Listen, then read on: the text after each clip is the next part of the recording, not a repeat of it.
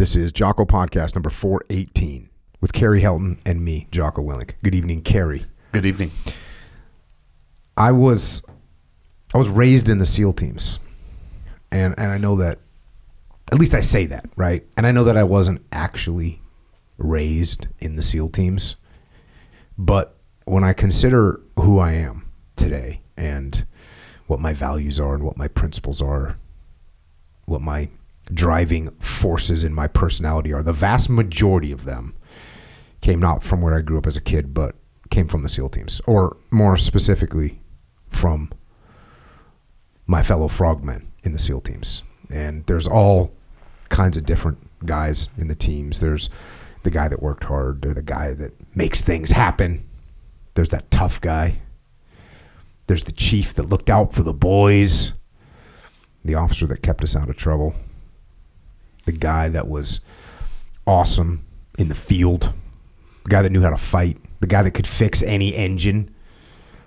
The guy that asked really good questions. The serious guy, the professional guy. There's just all these different individuals in the SEAL teams. And they say that, there's that saying, I guess, I don't want to say they say, but there's a saying that you are the average of your 5 closest friends. Well, in the teams, you got a lot of friends. And all those guys leave a mark on you. Especially when you're young, right? I've had many conversations with people about the impression that gets imprinted on you in your first platoon. And a lot of times you think that that's the way the world should be, is the way it was in your first platoon.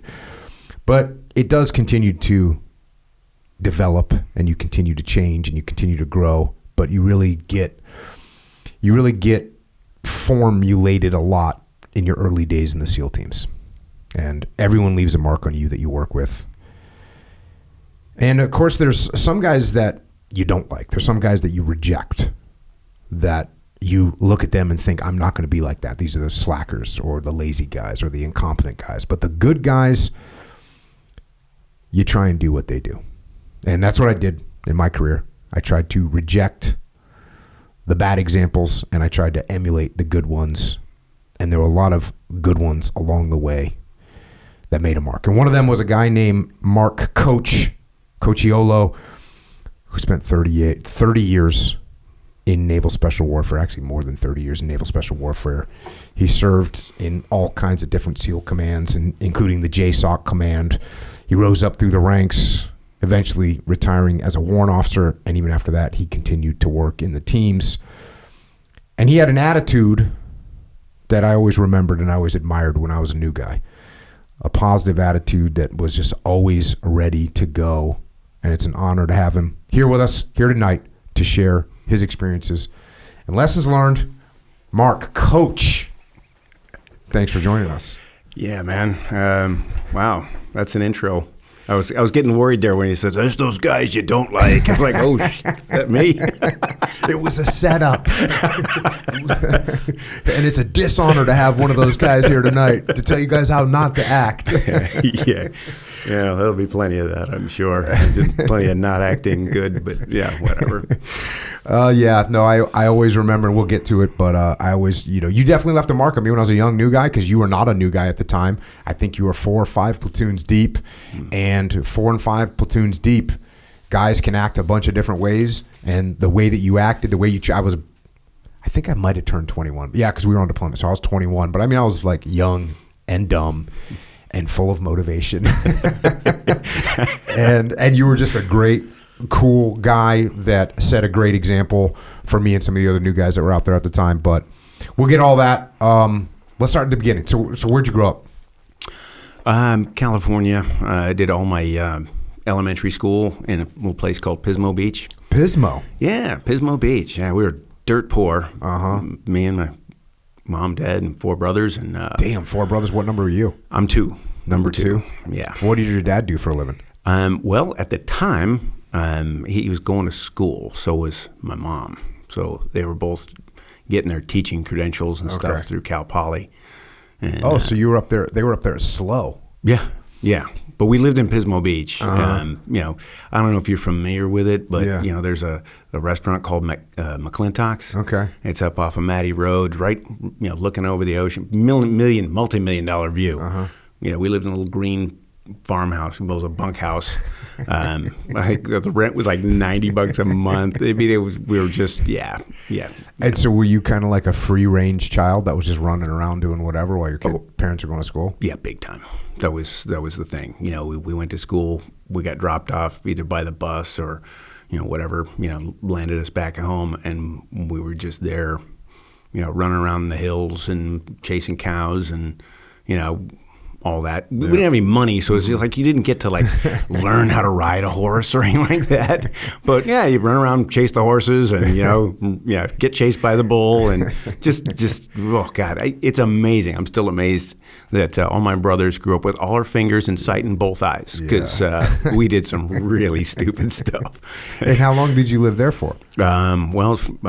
Kindergarten through 6th grade, so about 7 years. So when you're in 6th grade, what are you, 10 years old? Maybe 12, actually 11, 12. Oh, so you had some legit time there. Yeah. Oh, yeah. And, I mean, right there at the beach, of course, it was almost 3 miles to get to the beach. So and we didn't have any money or transportation. So I grew up watching the ocean, never learned to surf. No, bummer. Swam around in it a bunch, and, we'd ride our bikes down there when we were a little bit older, and we'd swim around in our Levi's, or well, they weren't even Levi's, they were Tough Skins. Remember those Sears Tough Skins? Yeah. Sears Tough Skins. And we would swim, just wearing our pants, and then we'd get back on the bike and ride home, and you'd dry off on the way home, and wonder why you're chafed, So then where'd you move to next? And why? Well, the folks graduated and got a job in San Jose, California. Wait, so your parents, they're going to school, but they already had 4 kids? Is that what I'm hearing? Yeah. So was this bad planning, or what's happening here? My dad made a course correction. He found himself in this really horrible job that was driving him crazy. He's like, screw this. What was it? He was working for the California Youth Authority. Okay. So he was dealing with just, troubled kids. And it wasn't the kids that were the issue. It was the administration. Yeah, the bureaucracy. Yeah. And he was like, I can't do this. I hate, he'd come home and he would just be completely pissed off. And I was too young to remember all that. Yeah. But he was like, you know what? Screw it. We're going to go back and get our, teaching credentials. And, they took turns, working an odd job. And the other one would go to school back and forth. And so they both got their teaching credentials there at SLO? Yeah. My dad got a job at the high school I went to. Okay. And my mom worked at a continuation high school in Gilroy. Okay. But yeah, so we rolled up there, and when was it? Like 79, 78, something like that. I don't remember. But junior high and high school was all in San Jose. Okay. East side of San Jose, which, it makes or back then, I don't know what it is now, but it was always made in the top 10 for murders in in the United States. A lot of gang activity and crap like that. And, most of the guys that lived around us were either dead or in jail. Mm-hmm. But, I kind of kept my nose clean out of that as much as I could. What were you doing in like high school? Were you playing sports? Well, my folks got us into Taekwondo. Okay. So that's what I was doing. And they also taught our niece, which I really liked. Okay. The stick fighting, knife fighting type deal. It teaches you angles. It keeps you on your feet. It's streetable stuff. Yeah. So I kind of, and then later on, I trained when we were in the Philippines with the Filipinos. Yeah. And then in San Diego, we found a place called Cepeda Brothers, and my brother and I trained there for a bit. What are you doing at school? Are you getting good grades? Are you like a knucklehead? Are you just passing and getting it done? I was just passing, but I really like photography. So I was one of the photographers for the school newspaper and yearbook and all that crap. And, I thought, okay, I could probably, do this for a living, and that, it was pretty easy for me. Yeah. And if I liked the subject, I did good in it. If I didn't, then So I think I graduated with a mean 2.3, GPA. There you go. Had you heard about the military? Like, what was making you think about the military? Had you heard of the SEAL teams yet? No. In 1984, there was no, unless you knew a SEAL, you didn't know anything. But both my folks being, high school teachers, they were big on, hey, you're going to college, but we can't pay it, so you have to find your own money. And the Navy had this cool deal where they gave you money for college, and hey, photographer's mate. I can go be a Navy photographer for a while. So that's what I did. And so I graduated on the 14th of June, 1984, and on the morning of the 15th, I was on my way to Orlando, Florida. Rolling right in. Yeah. Did you know what to expect because you'd never been around the military? Oh, I had no idea. Dude, I walked in there, it was like complete culture shock. It was exactly what they wanted to do to you. Yeah. It was like, all of a sudden you're just walking out, oh yeah, here I am. Shut up and sit, stand there. All that stuff. Yeah, it was eye-opening, but it was also really stupid. And that's honestly that's how I got interested in the SEAL teams, because boot camp, I was expecting it to be a challenge. It was going to be this, DI is going to come in and yell at me and throw shit around. No, the lights came on. Okay, guys, get up. I'm like, what the hell? And it was just about folding your clothes and, just stupid stuff like that. I was like, dude, this is dumb. What else you got? And one of the guys was like, well, we got this UDT SEAL program. What's that? Well, you get to jump at airplanes, shoot guns, and blow stuff up. I was like, dude, sign me up. Hey, did you find out about that in boot camp, or was it after boot camp? I found out about that in boot camp. Okay. But my mom, I was 17, so my mom had to sign for me to get into the military, and she wouldn't sign active duty orders, so I had to go reservist at first. Dang. So I spent... Your mom was smart. That's actually a smart move. You're a 17-year-old kid, you're like, yo, you don't know what you're getting into. How about we do this reserve thing? Yeah. That's actually not a bad move, Mom. Well, yeah, and it turned out probably pretty good, because when my son-in-law was going through training, he said that half of his class, half of the 200 guys were 18 years old, and none of them made it. Yeah. Not a single one, because there's just not that maturity level yet. Yeah. But Gardner, Jason Gardner, he was like, yeah, of course you know Jason. But yeah, we heard some stat that if you're under 20 years old, it's a 5% chance of making it through. So yeah it's like you got to have that little something, I guess, extra little bit of moto. Me and Jason Gardner, we were both like 18 or 19, so get some. Jason was actually, I think he might have been 17 turning 18. Wow. He was pretty freaking young. So did you go to photographer's mate school or something? Yep, I did boot camp and photo mate school, 6 months in Florida, and then came back and I was a drilling reservist for about a year. The whole time. What do you do as a drilling reservist in the Navy? Well, I'd drive up to Alameda from San Jose. Take some pictures? One weekend a month and work in the photo lab there. And take pictures of stuff and develop film and just do stupid Navy stuff. And I was like, okay, how do I get active duty orders? And no one had ever gone active duty from that place, so they had no idea. Turned out all I had to do was just not show up, and they would have activated me. But I didn't want to be that a black mark. Like, oh no, now I got to go to a ship. I can't go, be a SEAL. And it took a long time, damn near a year of just drilling back and forth, hitting my recruiter up. And this is guys, trying to go active duty, trying to go active duty and get buds. So I drove. I did the screening test. So I drove down to San Diego, took the test, and ran back, and then went home in like 2 days. Were you doing anything to like train? Well, funny you should ask. It was like, okay, I was training for the PST because that's all I knew. So underwater recovery, stroke, use the school pool because my dad was still, an instructor there. So I could, just practice the breaststroke, and I say, okay, you got to run. So I ran some. Got to do some calisthenics. That's never been hard. I could do pull-ups and push-ups and stuff like that. But the first time I ran with boondockers on was that day. Yeah. So you had back then it was a mile in 7.5 minutes, and I made that sucker in 7:23. So and it was good enough to get me through the door. But okay, I'm gonna have to up that number, make that better. And then I drove back and kept training, and they finally figured out, that how to do it, and activated me, and I rolled back in, and I got to San Diego too early, like 3 months too early.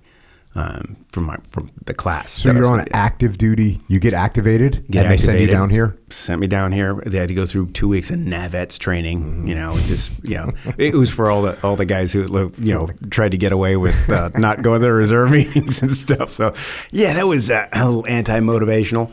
But yeah, so they stowed me over at EOD Mobile Unit 3, and so we just did slave labor for those guys for like 3 months.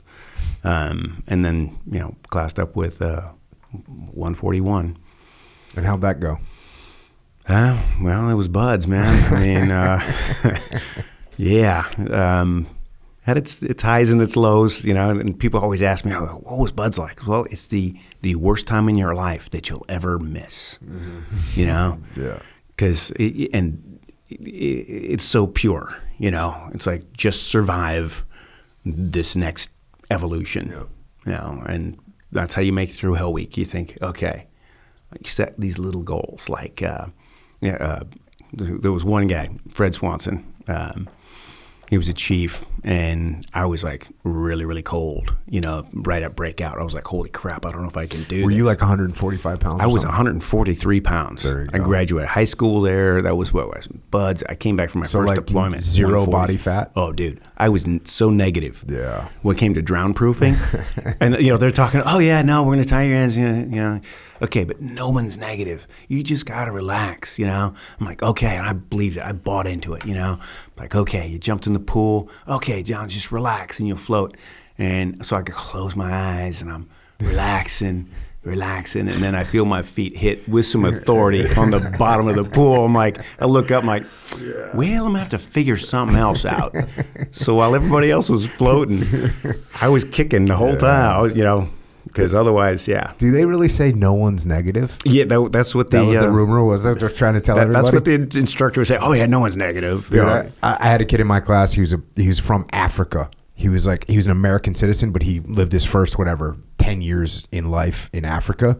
Super nice guy, like a physical stud, bro. They pushed him in the pool for drown proofing. He just went literally straight to the bottom with a lot of authority, and he didn't come up. Like whatever position he landed in, like they had to go get him, and he never made it. Like he was just he had no body fat whatsoever. And if you don't have any body fat whatsoever, you are going to be negative and you're going down. Yeah. But I mean, there's ways to figure it out. I was comfortable in the water because I grew up around the water. So it's like, okay, I knew I could figure it out. Yeah. But I mean, you got to, swim the length of the pool, the long way and back, with your hands and feet tied. Well, that was after, kicking for, those 20 breaths or whatever the hell the requirement was. So it was a lot more energy that I had to put out. But, yeah. And so you were saying you were freezing and some chief was going to hook you up? Oh, yeah. So Fred Swanson, he was the SEAL motivator, okay, that was there for that class. And if any other instructor had heard me just whine a little bit, would have been a full court press to smash me, right? But he just kind of, here's what you want to do. Never quit during an evolution.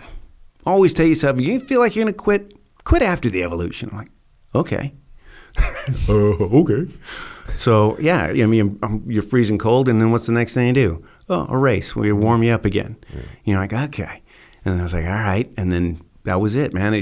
Whatever it was, it could suck. It would just be the worst possible thing. I was like, nah, I'm gonna make it through this, and then I'll see what's see what I want to do, And you want to see the sunrise, It's like, okay, there's my goal: see the sunrise, or make it to the next meal. I mean, getting, 4 meals a day and still just losing weight. Yeah.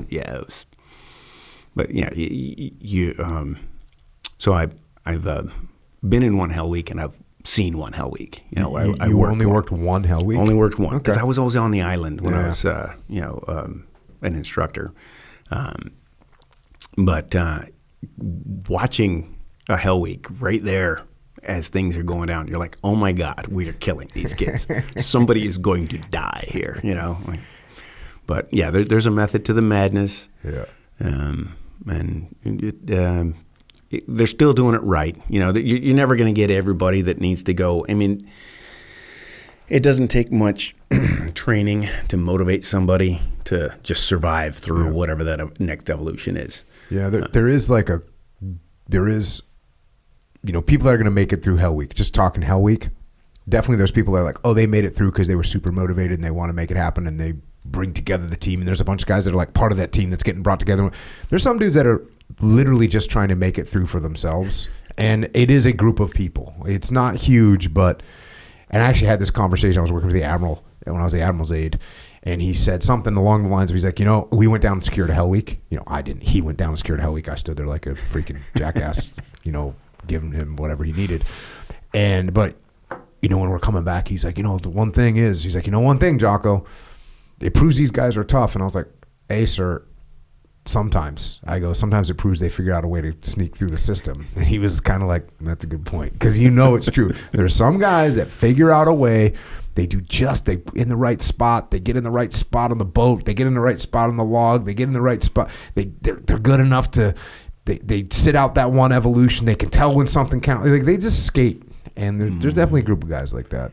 And it's easier to do now because there's information out there. Well, yeah, I was going to say that too. Look, there was very limited information when I went. And I went in 1990.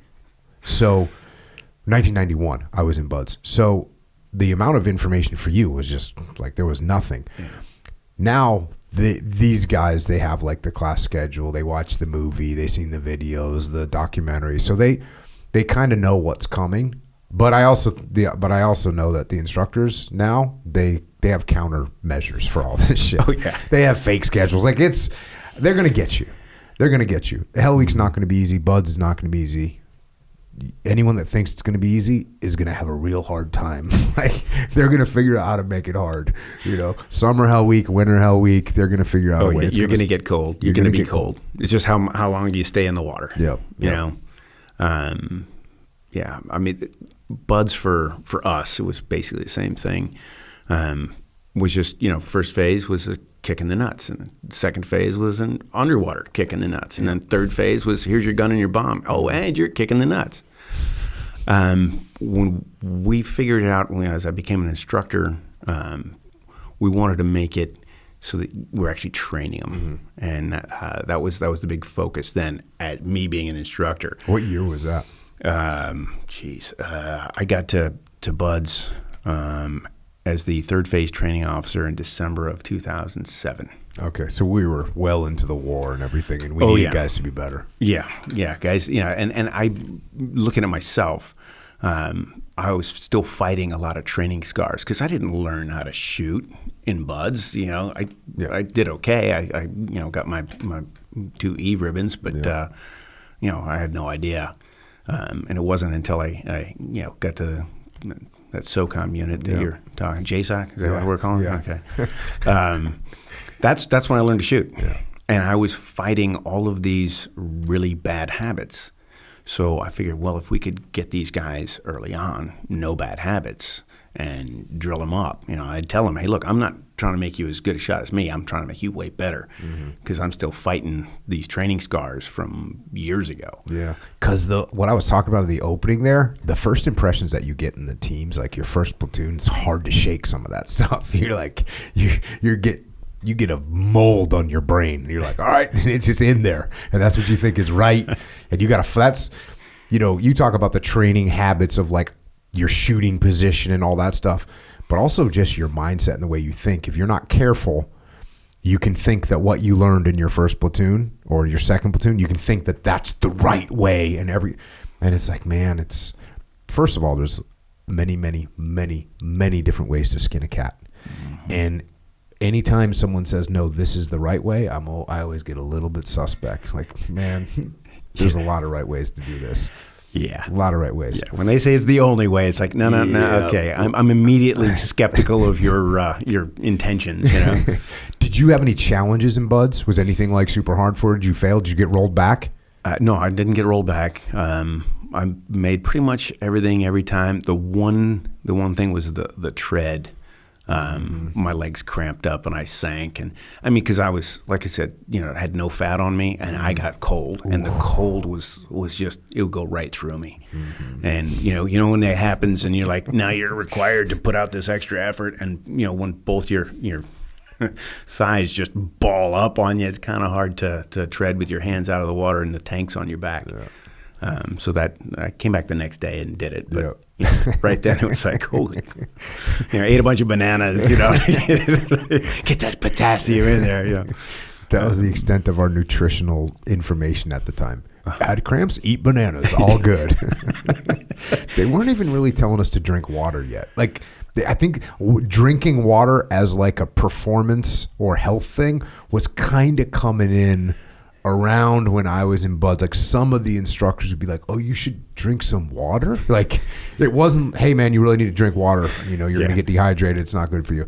It wasn't really a thing yet. Yeah. I can't remember ever taking a drink of water in BUD/S.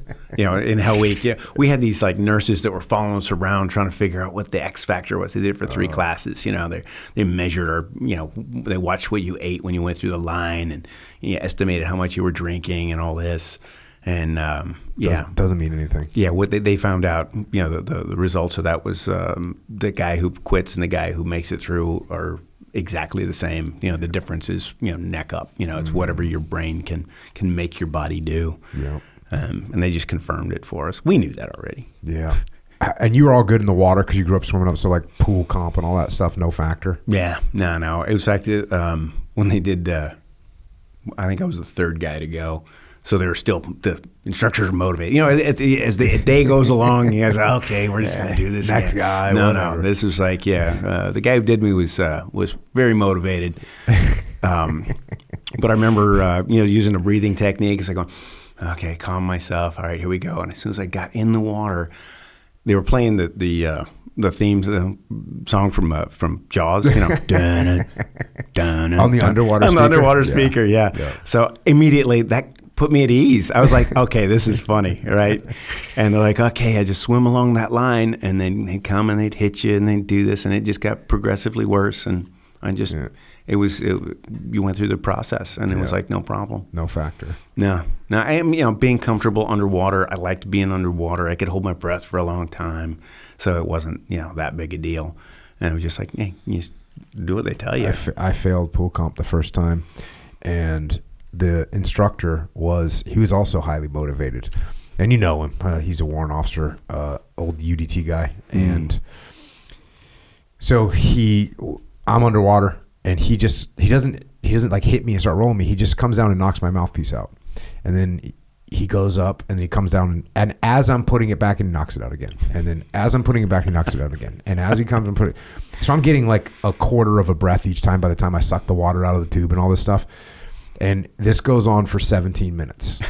And I just keep dealing with, getting up. And then he just comes down and pulls me up. And he's like, you failed. You looked uncomfortable down there. And I was like, I was so bummed. And I was, but what are you going to say? You're like, because I came up, I feel fine. He's like, well, you didn't look fine. You looked uncomfortable. And I had literally stayed, the slant of the pool where it goes from 4 feet. I had only taken like 1 step forward. So I was right there the whole time for 17 minutes. And pool comp was only a half an hour long, but at 17 minutes. So pulls me up. He's like, you failed, and go to the wall. And so I failed, and I ended up passing it the next time. But, fast forward 20 years or something, or 17 years or 18 years, and now we're at TRADET together. And I'm the TRADET OIC. And I was like, hey, man, you remember failing me in pool comp? He goes, oh, yeah. And I go, why'd you fail me? He goes, I was just fucking with you. I was like, bro, that's jacked up, man. This is like my whole life. And I could have like freaked out and gone into some downward psychological spiral. And he's like, you've been fine. I was like, okay. That was the real test for you, Jocko. That shit was not cool. I was like, yo, what are you doing? So you get through second phase, no factor. Third phase, island. Well, actually, you guys did the work. You guys did it backwards, right? Was the yeah, and that was interesting. Island wasn't, just think tactically, and they're teaching this stuff, and you just kind of do it, but it wasn't really training. It's like I said, it was like Hell Week with a gun. Yeah, honestly, it's what it was. I mean, hell, we did surf passage on the rocks out there, by Birdshit Rock, with IBSs in it's in second phase. I'm like, what are we doing out here? And we did full. I don't know if they were still doing this. The full UDT cast and recovery and demo. Obstacle loading. So we're down there, and the obstacles were at like 23 feet. I'm like, bro. Yeah. Hey, everyone, this is not an obstacle at 23 feet. No boat's going to hit this. We're good. They're like, oh, well, you still got to blow that shit up. Still got to get it. And the weird thing about buds is you're never, it's kind of like going to an MMA fight. You're never going to be in perfect shape. So in buds, even though like, oh, I can hold my breath for a minute and 48 seconds. You get to buds, now you have you always have a little bit of a cold and some kind of weird lung thing and a nose full of snot. So your breath is always shitty. Your breath holding's always shitty. So going down to 23 feet to load an obstacle, you're getting like 1/2 of a knot each time. Check. Oh, yeah. Yeah, that's, I went down on one. And the surge was really good. And it was at 20 feet plus. Yeah. And I get down there, I'm like wrapping my legs around the horns, and I'm tying this knot, and And then all of a sudden, I don't have to breathe anymore. Oh. I was like, oh. And I was like, well, but that was a symptom of something. But I couldn't think of what it was right then because your brain's already like, and the knot was like, it was there, but it wasn't a good one. I was like, okay. And then so bubbles came out of my mouth and went up, and I kicked off and followed the bubbles up, and the next thing I know, I was laying on the Zodiac. Well, no, Zodiac. It was a long way off. I was just laying on my back and floating, and I was warm. And the water was like 50 degrees. But as the oxygen came back in, it was like, oh yeah, so did the cold, But yeah, had I been caught, a bunch of guys have gone to some of those breath holding schools. And it really helps them a lot. And there's like a knock at the door. Like they teach you like, oh, the first knock at the door, like you want to breathe, you don't need to listen to that one. The second one, you don't need to listen to that one. The third one, pay attention because you're about to black out. Yeah. And when you do it, you can feel it, and they learn how to get through those things. But it's definitely, guys improve their breath hold. They'll like double their breath hold in 3 days by learning what the real signs are and what they can push through and what they can't push through. So it's pretty cool. I've done a little bit of Wim Hof method. That's that increases, but you're relaxed at that point. You're not like trying to tie a knot on a freaking Jap Scully. yeah, which is so useful now. But and honestly, while I was the warrant officer there, the third phase training officer, they wanted to get rid of it out of training. I was like, dude, well, what are you going to call the school? Basic underwater demolition. Oh yeah, that's right. And the thing about it is, it's a perfect exercise for like the little microcosm. What you're going to do with the rest of your career. Mm-hmm. You're going to plan this thing. You're going to do a dirt dive, and then you're going to take this into this hostile environment and execute. Yep. And it's going to be different, and you're going to have to figure some stuff out. And it's so much of the SEAL teams is learning and training to have an open mind and to figure shit out. And I was talking to a guy the other day that's, in ULT type scenario, and he was like, I don't focus on this or focus on that or focus on something else. And I was like, hey, the training that you're going through is to make everyone be able to look at a problem and figure out how to do something with it. And it doesn't matter if that problem's in the mountains, doesn't matter if that problem's in the desert, doesn't matter if that problem's in the jungle, if it's in the city.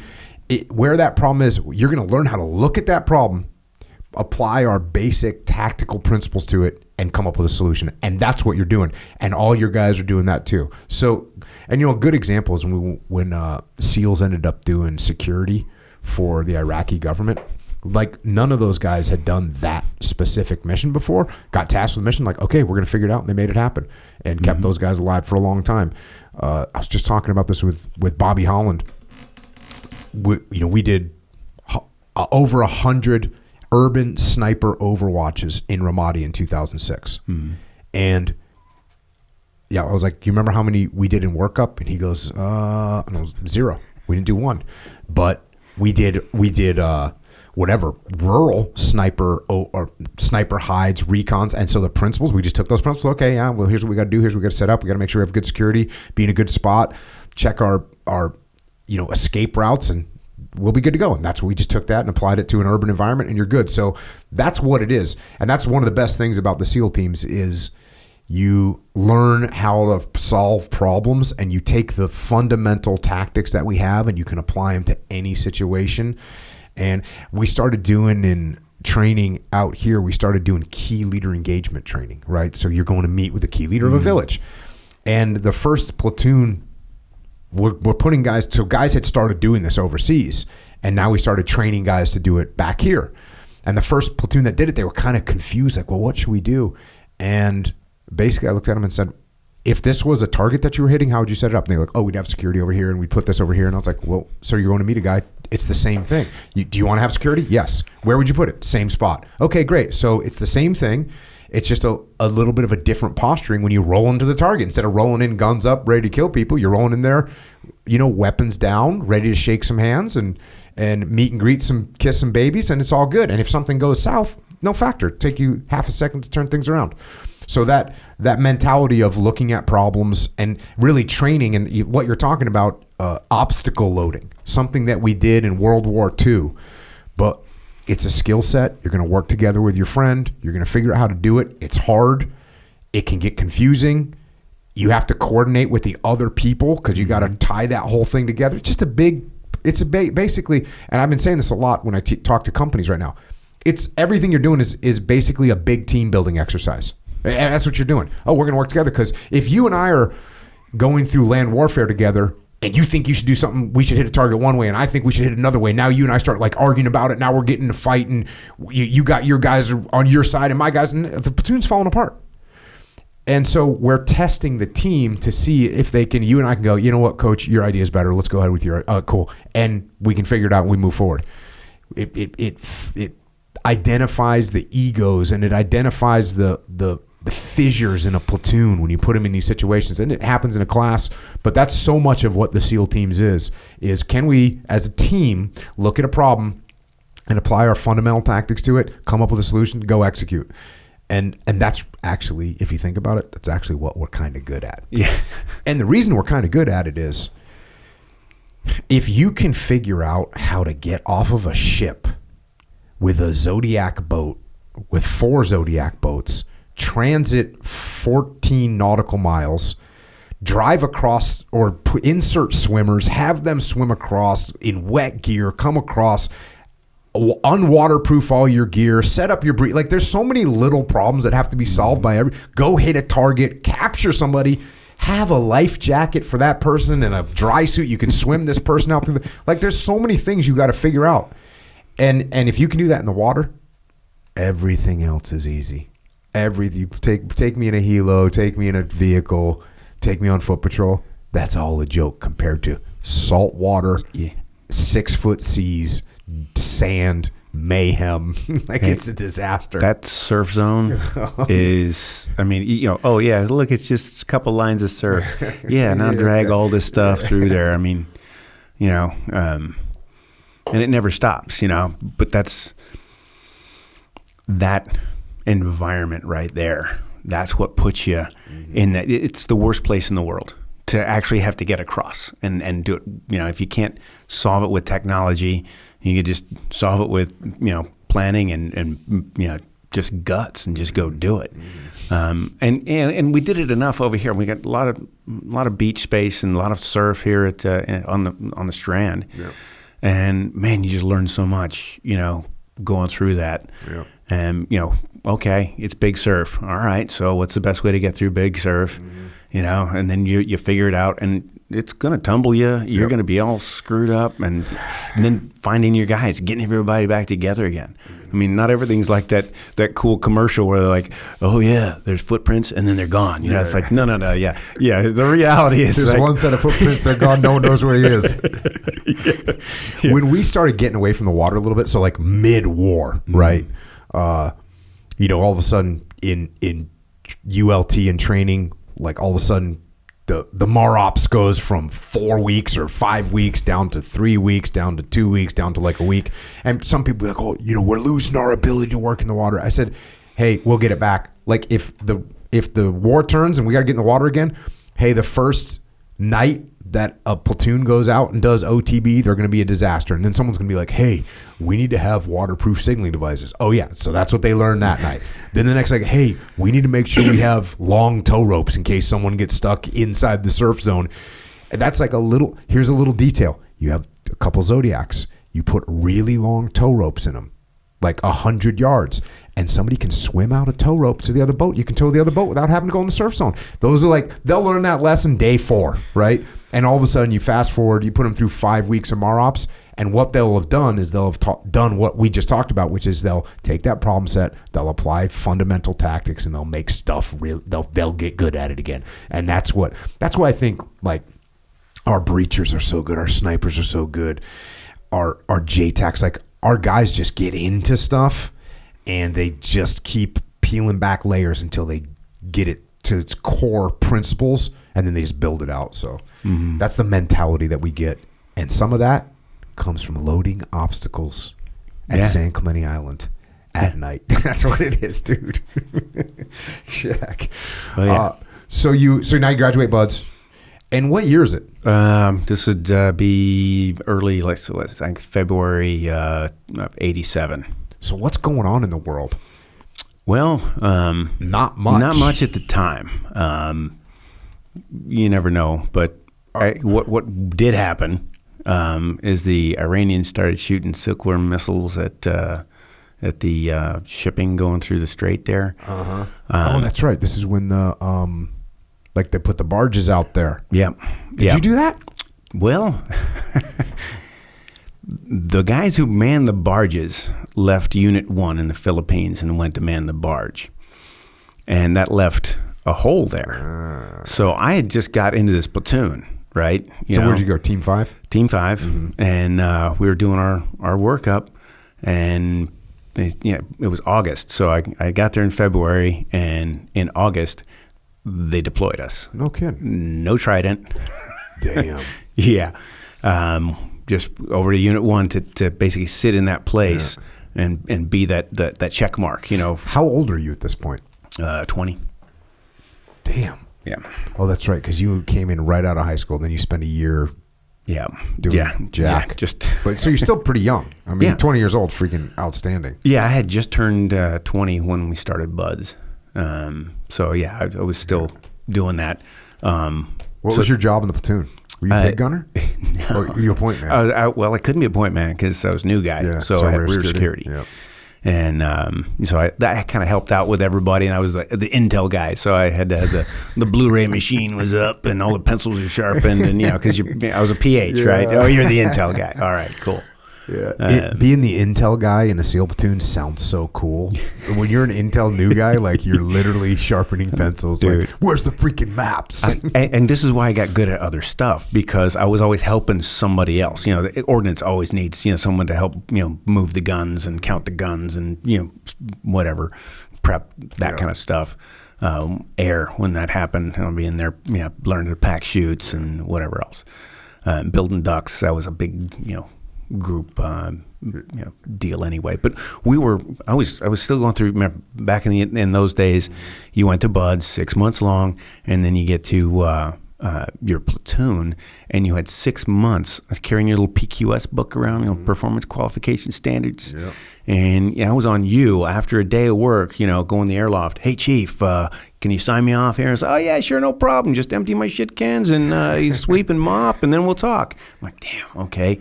And that's how you had to make that happen. You had to get those signatures, and then you had to get your board at the end of that 6 months, and that's how you got your Trident.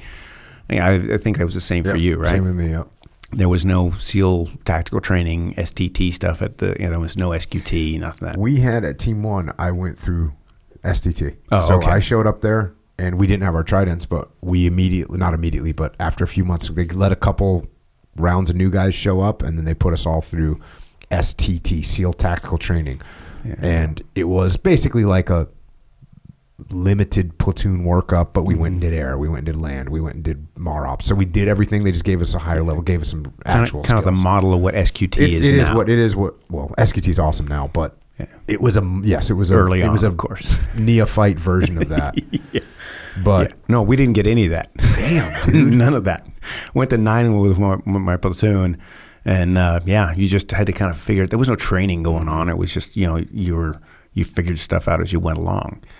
And I think part of that we've lost a little bit of that because the guys are like thoroughbred horses from boot camp all the way up. They know they're going to go to the teams, and so they're given a lot of stuff.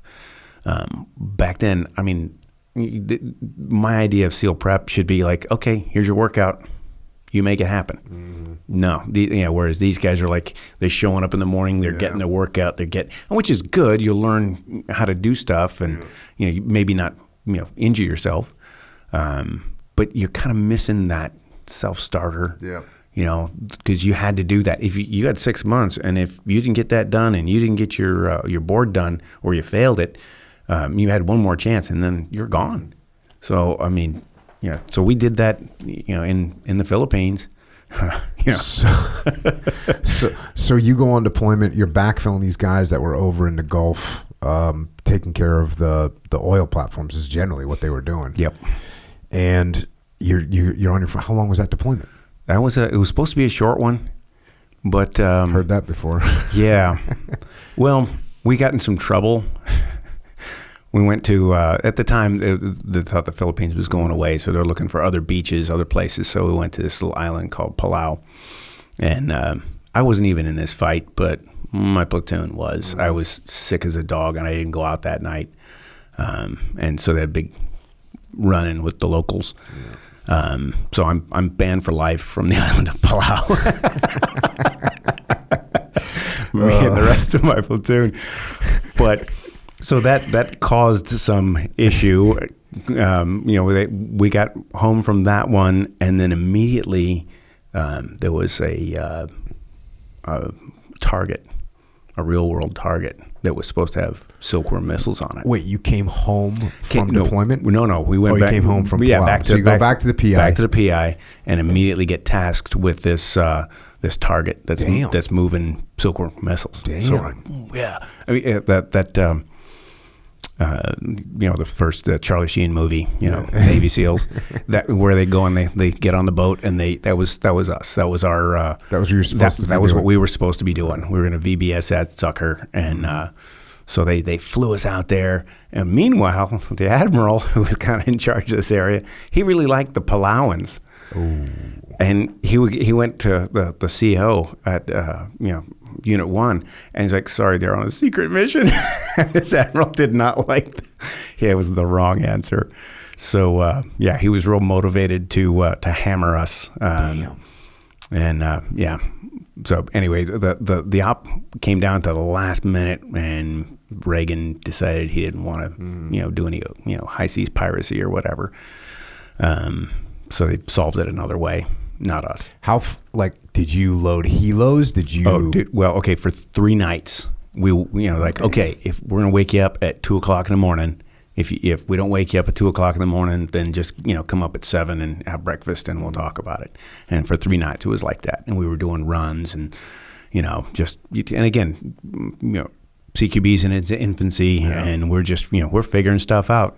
We're going to land here, fast rope onto this part of we had pictures of the boat and ideas of, like, what is that? Is a gun emplacement? Nah, it turned out it was a fire hose or something. No, it was a swing set. Because on the list of people on board, apparently there were people that brought their kids. Yeah. As part of this, they work and bring their transport. Well, I don't know what the hell, but yeah, I was like, what the hell is that thing? It looked like a damn. No, it was playground equipment. But, did you get your Trident while you were overseas then? Yep. We got a Trident overseas, and then, well, after all that came back, we went back to the PI, and then they started the hammering of us over the incident in Palau. And they would send guys back, like, okay, the platoon's going home. And then they said, well, we're going to send the married guys first, so they'd go. And they're like, no, we're going to keep you guys. So they were interrogating us every day over, I think there was some alcohol or something that we had brought with us to the island. There was some trumped up horse crap. But anyway, so yeah, this went on, and they're like, okay, go to the pool, study for your trident until 1600. If we haven't called you, then you're good. So from like 10 o'clock until 1600, we were at the pool, studying our PQS books and whatever else. And then 1600 roll around, we go out in town and drink our faces off. Mm-hmm. And they finally got bored with that, and it took a while, but we were the last two, me, Jeff Payne, and like two other guys, and our chief, Fred Swanson, who had helped me out earlier, who was the chief of my platoon. They basically had to drag us kicking and screaming onto the bus to send us home because PI was it was a magical place. And so we went to XOI for that one, and me and Payne are in the back, and we're getting read the riot act by the XO, and at the end he's like, but I would feel that the extra time that you had to spend in the Philippines was punishment enough. And I'm looking over, side-eyeing each other, going, yeah. Anyway, but that was my first platoon, and that put the hooks in. It was like it had everything. It had partying in the PI. It had a real-world mission, even though it didn't go down. Yeah. It was like, no, this is me. I'm staying. And so you roll in your next platoon? Yeah. So we rolled back. Team 5 had put in a gym. Okay, they didn't have any, they had a little weight locker or whatever, but now it was full-on gym. So I was like, okay, it's time. And I started lifting. And I went from 143 pounds to 175 pounds in about 6 months. Yeah. Every time, I was like 22, whatever. Every time I walked into that gym, I left. I walked in, I could lift more than yesterday. It was like, yeah. And, that's nutrition. Yeah. Okay. I drank a lot of beer and microwave burritos. Yeah. I mean, that was but you're 22 years old. You're freaking, dude. Basically, your whole body's just a big testosterone producing machine. Yep. And just boy, getting jacked. I put it out, man. And it was like, boom, just got bigger and stronger and not faster. Always kind of sucked at running, but, whatever. Then we got. Did you step up to being point man in your second platoon? Second platoon, right point on. Man. And it was an ARG. So got to ride the ship. What ship was it? We spent time on the Denver and the Duluth. I did a whole 6-month deployment on the USS Denver. Probably slept in the same damn compartment we did. Yeah. Wait, was it 117 degrees? Oh, yeah, that's the one. Yeah, right at the water line. So the splash, bang, bang, bang, all night long. Yeah, that was us. Yeah. And it's funny because like regular Navy guys, they've got a job on that ship. We're just cargo, So that's when you really learn to like drink your motivation juice. Like coffee up. And then go lift or whatever. Otherwise you just sit in your rack going, oh my God, what the hell's going on here? Did you hate it? Being on the ship sucks. Yeah. Going different places. I mean, we hit, Australia and Hong Kong and, the Philippines a couple times and Japan and Korea. And, so there was a lot of, stuff that we got to do. Dude, my first appointment, I was with you or I saw you, we hung out, I was in Guam, right? That's my first platoon. And I was 21 years old. And it was, you're basically, you have this fat per diem checks and you're doing whatever you want. Like that early time in Guam, we had great relationships with the police. We had great relationships with like locals. It was just like awesome. We do everything, hang out. It was great. And then my next deployment was an ARG platoon and I was an E4 and it was like E4 back on the ship by 10 o'clock. Like there was almost no rules whatsoever in Guam when I was 21. So now I'm 22. Yeah. And they're like, E4 is back on the ship by 10 o'clock. And I'm kind of like, well, hold on, bro. What are you talking about? I'm in the freaking SEAL. Come on. And they're like, does that ID card say E4? Because if so, 2200. I mean, in Guam, we weren't even getting warmed up at 2200. The party was starting at 2200. So now they're saying, oh, you got to be back on at 2200. But I found a good way around that. I'd go out. I'd bring my running shoes and my shorts and a t-shirt, go out till whenever, come back at 5 o'clock in the morning, go on a 2-mile run with that backpack on that was filled with my going out clothes, running back up to the ship. Yeah, I just went for a run because the change of shift was whatever, like 6. So I left at 5:30, just did an 8-miler. Your breath smells a little alcoholic. It was from 2200. That's right. Yeah, I got to run that stuff out of my system, man. I'm sweating it out. Just freaking dummies. So you're on this ship. Anything happen on this while you're on this freaking shipboard deployment? No, nothing really that mentionable. I mean, there was a couple little things that were everything. The spin ups that happened, but nothing. So that was the first half of 1989, and we come back. Our gear is getting taken off the ship. I come back into work one morning, and the executive officer calls me in. I'm like, oh shit, what's going on? I'm expecting, a problem. He's like, hey, Coach, can you be ready to deploy again in like 6 hours? And I looked at him like, well, let me think. You let me go home and get my pool cue, and then I just moved my stuff from the incoming pallet to the outgoing pallet. What had happened is, guy got hurt or something. Yeah, not really hurt. He last night, all he had to do was not get in trouble, and he gets drunk, steals a bike, has a fight with the cops in Coronado, and he's in the can, and he can't deploy. So I get, hey, here you go. Oh, yeah, you were the intel. Oh, yeah, you're first lieutenant guy now. Okay, awesome. You're doing motors. I'm like, okay. Yeah, I can do motors.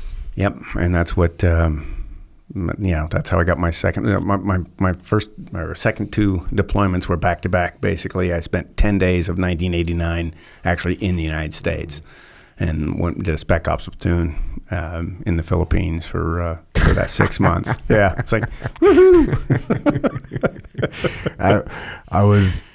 I'd been in training cell, so now I was at Team 1, done 3 deployments, and now I just got put in training cell, and of course no one wants to go to training cell. We want to go on deployment.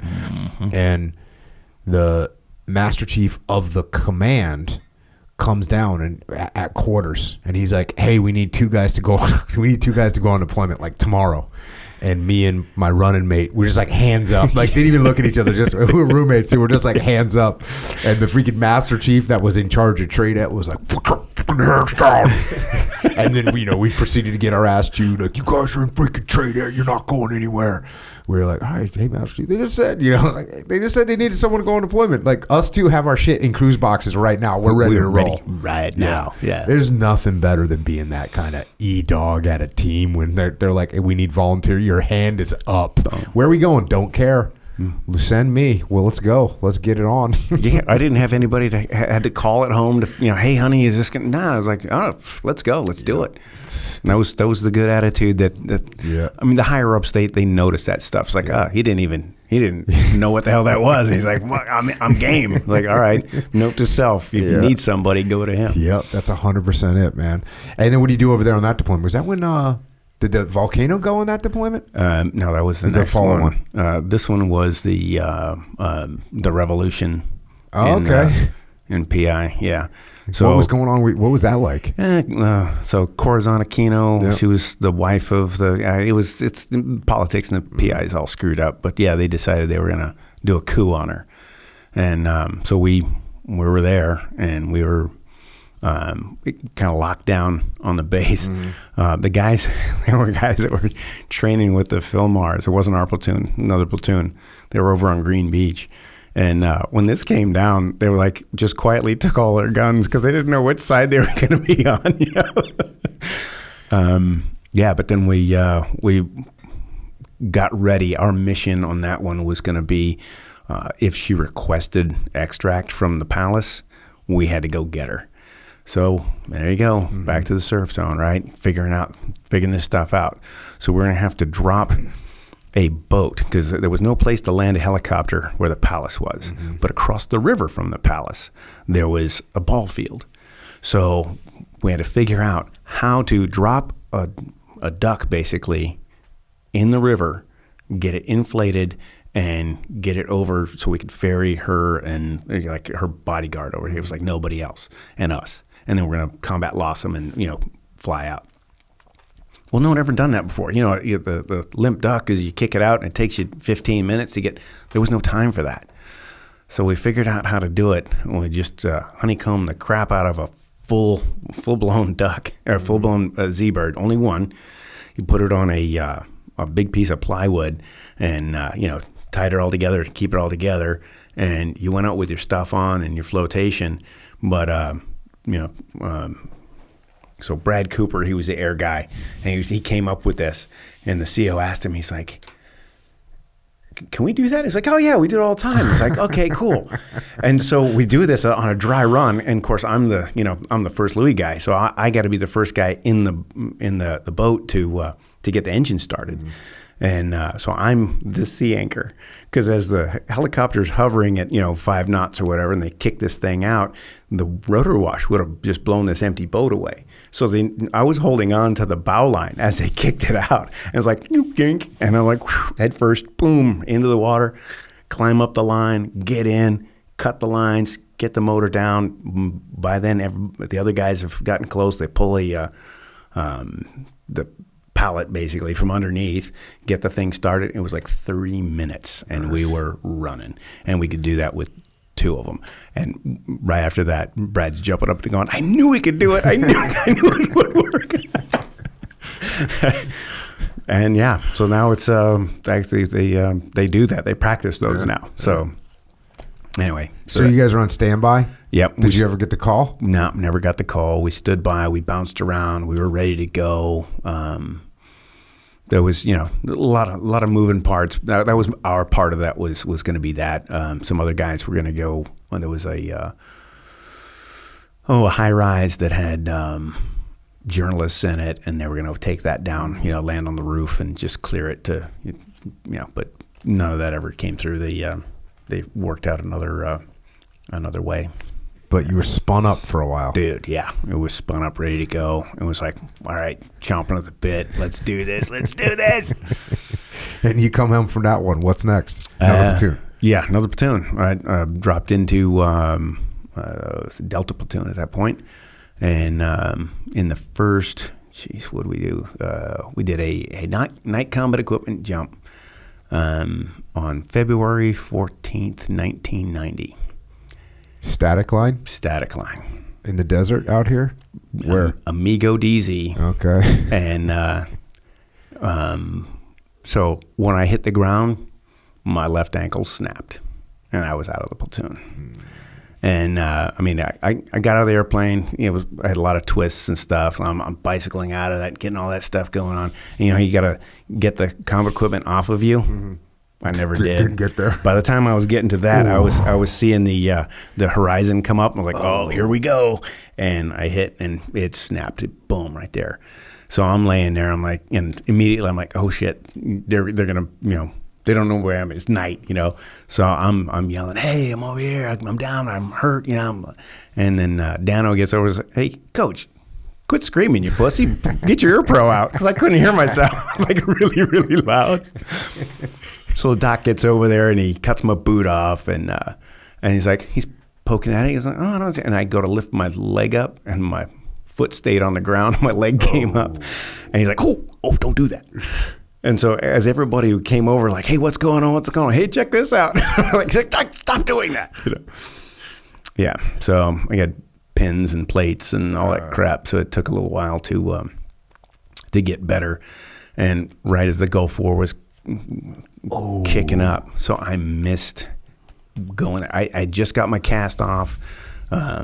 There was, in fact, there was a guy, I forget who it was, that couldn't go with their platoon. I was like, oh, I'm in. And I'm like, the Master Chief's like, Coach, you can't even stand up. Yeah, but we're not going to do anything right away. Yeah. I'll get better. I'm good. He's like, no. So he put me down for that one. And then I got in another platoon right away, and just started the workup. Uh-huh. And that was when Pinatubo blew up. Okay. And were you on deployment for that one? Yep. What was that like? Dude, it was funny. You hear this thing, the rumblings, and like, oh yeah, there could be a volcano. I was like, okay, whatever. thinking it's a long way off. And it was. And the wind normally went from Subic the other way. So it was going to push all the ash away from us anyway, right? So it's rumbling. The volcanologists are going, oh no, this is going to happen. So they move all the Air Force guys from Clark, just descended on Subic Bay and brought their cars and parked them on the ball fields and everything, and then just raided the damn PX. So that it was like locusts showed up. You couldn't get toothpaste or anything else. And when the mountain blew up, it was during a typhoon. So the wind changed and blew everything our way. So it was like concrete, it'll just falling down, sticking to everything. And of course, the American buildings were built like bomb shelters, so they could, handle. We figured it was probably about 40 or 50 pounds per square foot. Damn. That was because we cleaned all that crap off the roofs with paddles. We wore them down to nubs, just in case it was going to happen again. We didn't know. But town was not built for that. Mm-hmm. Everything. It was like just collapsed. Yeah, collapsed. So because this is going on, we're like, all right, well, nothing for us to do. So we went out in town as this is happening, right? So you drink. So like as ashes are falling. Oh, yeah. Well, I mean, what else are you going to do, right?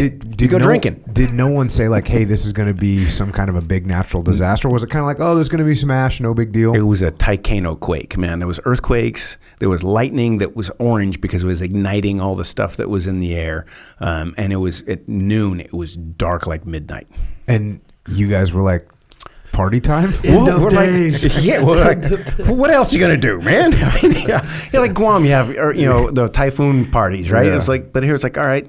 So we go out in town, and you're drinking in your favorite bar, and you hear some creaking and grinding, and you're like, you run outside, and the bar collapsed. The roof had just come in. And I'm like, okay, well, I guess next bar. Rolling Stones is done. Let's go to Slim's, Yeah, and we spent some time out there doing that, and the next day, the next time the sun came up, it was hard to navigate because all your landmarks were gone. Even the palm trees were just like peeled down like bananas. Any palm frond that was horizontal, because it was wet, it made this stuff stick, and the weight of it just tore everything down. 100-year-old trees, just the branches had fallen off. Were people getting killed? Nobody that I knew. But like out in the villages were like big stuff collapsing, and was there a humanitarian disaster that you guys had to be like help out? No, well, what we came up with, they came down with it for us to do was clear all the ash off of the buildings. So there wasn't enough shovels, so we used our paddles, and we just scooped that off just so that there would be less weight on there. We did officers' houses, we did the barracks, we did. There's the big mission, bro. Yep, working all day, just that's the big mission, scooping ash. There. Yeah, yeah. And then they figured out that and we had just gotten back from Australia. I had a good Australia trip, right? And then, or no, that wasn't Australia. That was Thailand, even better, right? And then this happens, and then they go, okay, well, we're supposed to be worldwide operational. We're not, because you couldn't take off. The dust was eating the jet engines. Okay, so what they would do is like once they got the runway cleared off, they would basically tow your plane to the because you couldn't run it. Couldn't run the engine. To taxi. Mm-hmm. So they would tow the airplane to the base of the runway, and then they'd wind it up and go, and that was okay, right? That wouldn't damage the engines too much. But that wasn't good enough for being this worldwide capability that we were, supposed to have. So they decided to move us to Guam, and it was my platoon. They got moved to Guam. And that's, that wasn't the Guam that you remember. Mm-hmm. That was the Guam prior to that, when there was like nothing there. Nothing there. There was no unit, no debt, no nothing. They set us up in an abandoned building, and we moved all our crap in there, and we just, it's just basically so they could say that we had a capability. But yeah, we were just out on our own. It was, and it was just your platoon. Just my platoon, yeah. And then there was a Team 1 platoon that joined us, but they did like separate stuff. They were, whatever, they did theirs, we did ours. But we were just sitting there waiting for the balloon to go up, living in open bay barracks, and it sucked. And so the PI gets shut down. You finish that, or is that when you were in Guam? You're like, hey, I wouldn't mind coming to the unit if it's coming over here, or did you get voluntold? There was no unit. And there was no idea that was going to happen. That there were no idea they've been talking about moving the unit for years. So whatever. So I got back off that deployment. I was like, I'm going to take a break. I'm going to go over to the Philippines and hang out for 2 years and work at the unit. And I got the orders, and then they switched the unit to Guam. So my orders said Subic Bay, Philippines, but they didn't. I went to Guam for 2 years, and that was. What was your job? I was the current operations petty officer. I was the E5. Dude, that's insane. Dude, I was an E5 for 7 years. Because I was not a rate grabber. I was like, I wanted, show up with my gun and my bomb and let's go to work, Yeah. So, we set up targets for the teams. Did you say operate? What did you say? Operation? The current operations petty officer. Yeah. That is freaking awesome. I know. And I said, what do you do? I write some stuff down and again, it wasn't that hard. So I, worked out all the time and, I led PT because it was more fun than just doing it on our own. So we had to, 3 days a week, you're out there like, well, I'm out here. I'll do the counting and yelling and whatever. And, you just do what you do for those 2 years. We set up targets for when the guys deployed out there, we'd set things up for them and all that. So, unit stuff. Yeah.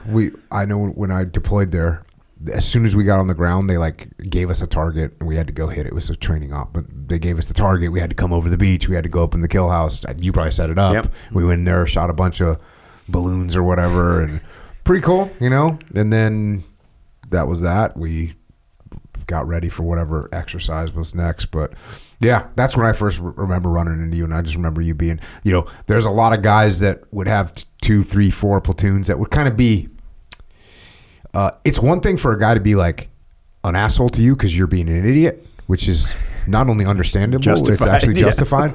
But then there's some guys that would be assholes because they're assholes. And you were a guy that was cool and you'd teach and hey, you should do this, or hey, try this, or hey, come over here. Just give good guidance to a younger group of guys, which was me and my buddies. So I always remember that. I always remember you having a good attitude and you were doing what I think it's Tony Efrati says, just being mayor, just having good relationships with people, whether it's the cops, the bouncers, the girls. You just could kind of maneuver and know a lot of people, which is an important thing. Yeah, building relationships. That was my actual job. The current operations, I was like, okay, that's what I did at work. Mm-hmm. But yeah, whether it was the bars in town, all the girls would hang out at the beach. So yeah, you get to know their names, you get to know the bartenders, you get to know the bouncers. We worked with the cops. We trained with them with the kill house. So we could do no wrong. Yeah, you drop a name, everybody knew this. I forget his name, but he was famous on the island, and he was their big SWAT guy. So I got pulled over a bunch. Get a police escort after you get pulled over. Yeah. You build good relationships and you don't act like an idiot, because eventually SEALs wore out their welcome there pretty bad. Yeah. I think they've recovered now. But the other side of my job there, I saw, was to help the teams out. I wanted to make better team guys. And I know from my experience of just being thrown into stuff and having to figure it out, that kind of sucks, And so that being able to pass, I didn't know that much at the time, but I knew enough that I could, I wasn't, I'd had 4 platoons under my belt. So, I did what I could to make anybody that would wanted to listen that much better. Yeah, and that makes an impact, on a guy like I said, me and my buddies that were kind of knuckleheads, and we all wanted to like be better. Our attitude was like we wanted to be good SEALs. That's all I ever wanted to do is like I want to be a good SEAL. So someone can show me something about shooting, or someone can show me about breaching, or someone can show me about whatever. I wanted to know because you don't know jack. Yeah. And so I always appreciated that attitude. And I would love to tell you that I really did a good job of that. And I will say I did that. I was too much of an asshole if people weren't doing good. I was a little bit too much of an asshole when I was younger.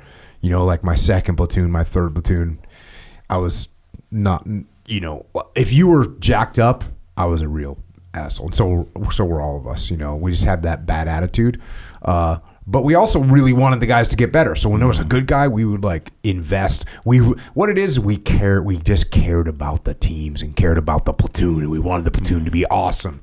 And so when a guy wanted to know something, we'd freaking, we didn't go home. You know what I mean? We didn't go home. We didn't have anywhere to go. We didn't have anything. So, you want to do more runs? Well, cool. We'll stay here and do more runs. Oh, you wanted us to show you how to set up your gear? Cool. We'll show you how to set up your gear. But if you wanted to go home, or you didn't want to take the time to get your squared away, you were like an enemy. And I was mad at me and my buddies, we were like mad at you because we were in the freaking team. This was our family, and now all of a sudden we got someone in the family that doesn't want to carry their weight. They're like, wow, this is a problem. And I probably instead of like nowadays, I would have been better at like saying, hey man, let me show you how this works. If you show up without your gear squared away, that tells us that you don't care about what's happening. Do you care about what's happening? Yeah, I care what's happening. Okay, so part of caring about what's happening is make sure you get your shit squared away. I would probably be more like that now. Back then, I was a little bit more, of a dick. Yeah, well, age and maturity, man. I mean, you learn how to talk to people and get the effect that you want. And the effect is like, I want to make this guy better. If he's not going to listen, he's not going to listen. But you've got to give it that best chance, because you come in hard, and remember, he's a team guy too, and you just start butting heads. Where if you come in a little softer and be like, hey, here's what we're seeing, and we don't like that, so you fix this, please, and and here's how to fix it, and, you can't say, hey, don't do that. It's like, here, do this instead. So I definitely had some growing up to do in that respect. I have had those guys. I mean, because of course they all stay in the teams. And we all became friends. And they, I'll see them at the reunion, or I'll see them wherever at a memorial service, and they'll be like, "I'm so glad you guys were like that." They're fired up now, but still could have been better.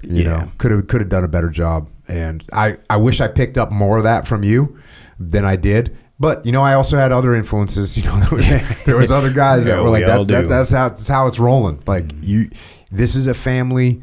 This is, in my mind, like I'm counting on you to keep me and my friends alive. You're part of this. We're all keeping each other alive. And there's not even a war going on, by the way. This is just like me being crazy. But it's also like what the job is. Yeah. And the guys that put me through training, most of them were Vietnam guys. And so that was big. I was like, no, you have to do this, They came from the war, so there was like, you're going to be there for your buddies. And this is why everything, they say, oh, yeah, it's all our SOPs are written in blood. Well, no kidding. Yep. They are. But guys tend to forget that. And, it becomes more personal. So it's not you just being, screwed up like, oh, yeah, we're going to war. No, you got to be ready for it, though. Yeah, it was a definite gang mentality for us. For me and that crew of guys, and all the guys, because that crew of guys, of new guys that in that platoon when I was over in Guam when you were there, we all a bunch of us stayed together, and we were tight, and we stayed together for 3 straight platoons. And so, and a bunch of us, we went to Buds together. So it was like, 7 years of 24 hours a day, doing shit together. So it's us against the world, that's what you end up with. And if you're part of the platoon, that means when we're going. That means when someone calls you at 3:00 in the morning, like, hey, we're going. People look, you got 15 minutes. Like, where are you at? Oh, you don't care about us. Gets hostile. Yeah, and better or worse, I never had that. Every time I moved. The guy I did the most deployments with was Jeff Payne. He was my first, my second, and then he was while I was in a platoon, he was doing the SEAL support debt, SSD or whatever the hell it was. So he was over there at the same time. We just weren't doing the same stuff. So I kind of was just I never had that click to hold on to. Yeah, I hate to use that word click, but I use the word gang. It was kind of a click too, to be all, if we're going to be all keep it real around here. Yeah. I don't know though. Do clicks beat the shit out of each other if they step out of line? Well, we had a great time, and even those, my second and third platoon, like the guys that we were with were just I still talk to them. I still see them. Like when I see them, they're fired up, so I guess it all works out in the end. But from like you said, a more mature scenario, being a little bit, having a better understanding of building relationships and cohesive teams, being more positive is a better way to go. Yeah.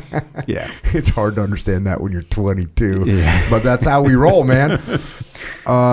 So you're over there in Guam for a couple of years, and then you screen to go out to the East Coast and go through selection. You get picked up. Yep. I did my screening, and that was it. It was like, okay, cool, off you go. And I was looking for a fight. I figured, okay, I felt gypped, honestly, because I missed the go for. Yeah. I was like, damn it, But, my leg was broken long before there was any even rumblings, So it wasn't my fault, but I still felt like I missed something. So I want to get into a fight, and the best place to get in a fight was over there. Yep. So, I threw my hat in the ring, and, rolled out, showed up, and the training officer for selection immediately hated me. Straight up. I'm like... And I'm not used to that. I'm not used to guys hating me. I'm like, hey, coach, whatever. And no, your nickname Coach is very fitting. Like your nickname suits you really well. Like Coach, it's Coach. He's here to coach. He's here to help out. It's Coach. That's what I've always thought of Coach. So that's weird for somebody to hate you out of the gate, dude. Yeah, and he hated me, and I know because at the end of training, he's like, Coach, you know how much I hated you. I'm like, yeah, I know you didn't like me very much. He's like, no. I hated you. Did he tell you why? I was too happy. Okay. Well, there you go. I was too positive. But he just had this buck up his ass about me, and he tried to poison everybody else in the cadre, and I had to work so hard. Dude, I mean, I hate you because you're too happy. That's freaking. That's the team. He just hated me, but my attitude was just like I'm just like a happy-go-lucky. Yeah, cool, man. I'll show up. Hated it, and so I had to win over all the cadre. Whether it was like Pat Trey was big into Muay Thai and stuff, so I was his punching bag. I got out there and I laid into him. He beat the snot out of me, but I kept coming back, and so got a thumbs up from Pat. And Mark Lee, not the one they're both gone now, but I had to light him up with simunition because he figured I was going to be looking, in the hallway, not where I was supposed to be. When he came through the door, I wasn't. I was looking right where I was supposed to be, and I lit him up. Thumbs up, So I just had to do that for everybody, and then survive, 6 months of selection, and So that was a rough time, and selection is just like buds. They put you in that same scenario, except there's a lot of alcohol involved.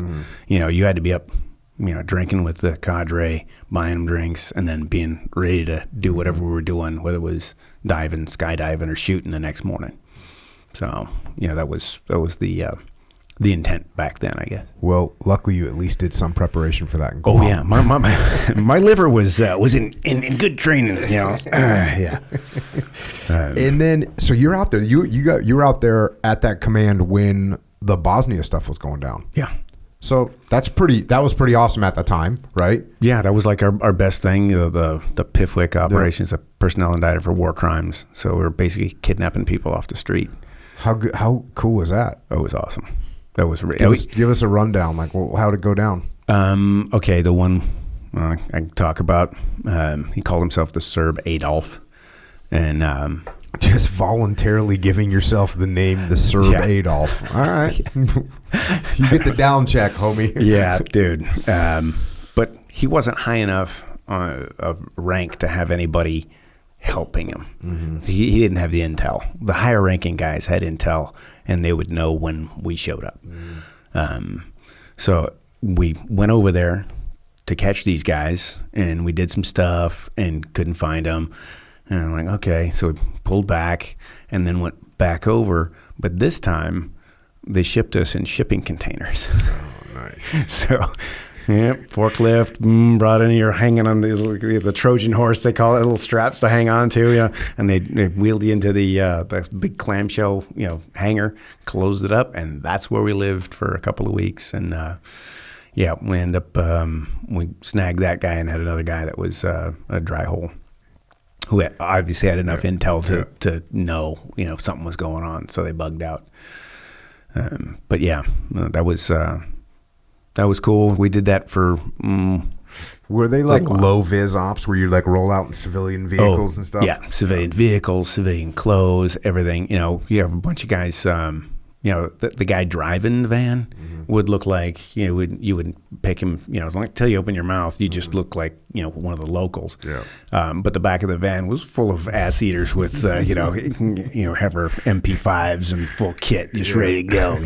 It's funny we were still using MP5s back then, isn't it? Yep. It's freaking crazy. Yeah, dude. When did we get the CQBRs? That would have been. Late 90s, early 2000s, 99, 2000. So I can't remember exactly when, but we basically turned in everything except the Ks and the SDs. What do you think about this recommendation? I don't know why I stumbled upon this idea, but people always say like, what's the best weapon for home defense? What should I get for home defense? How about that MP5 for a home defense weapon? Honestly, it would be good. The biggest problem with it is nobody knows that manual arms.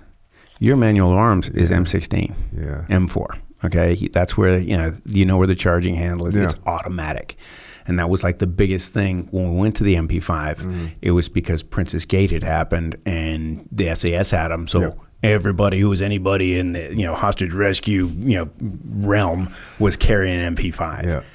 Yeah.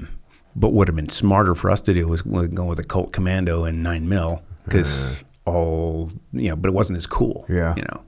But the MP5, if you're a normal person and you're like, all right, I don't really have a weapon for my home defense and I need to get something.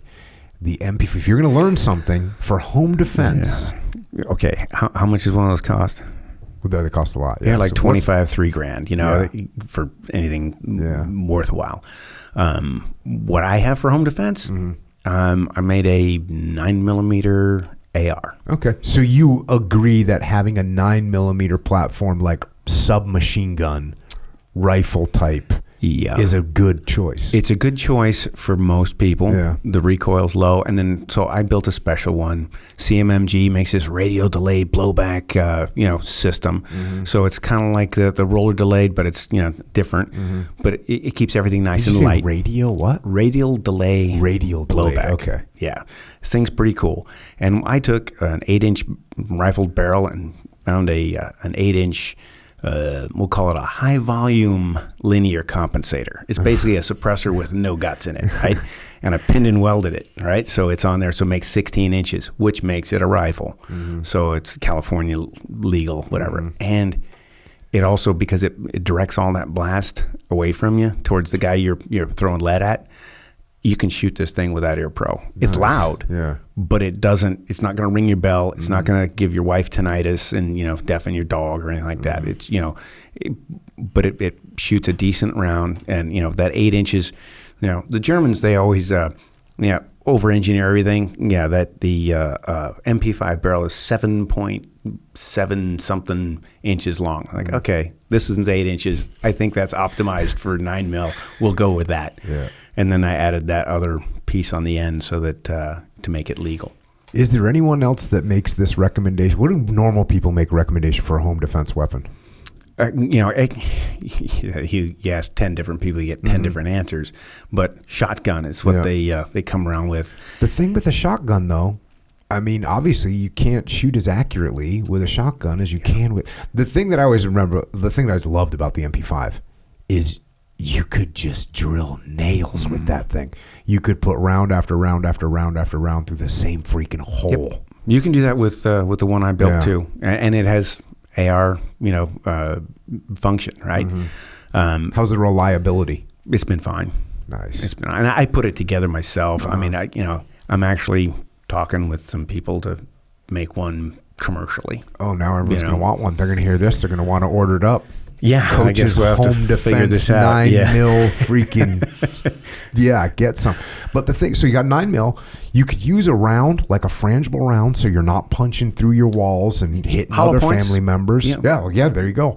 Hollow points. You're going to be shooting super accurate. There's no recoil. Yeah. They're easy to shoot. And so who's going to be defending your house? Is it a Navy SEAL or is it your daughter, your wife? Yeah. So that's the thing about the shotgun. They're going to take it out. They're going to shoot it once and be like, oh, my God. And they're not going to train with it.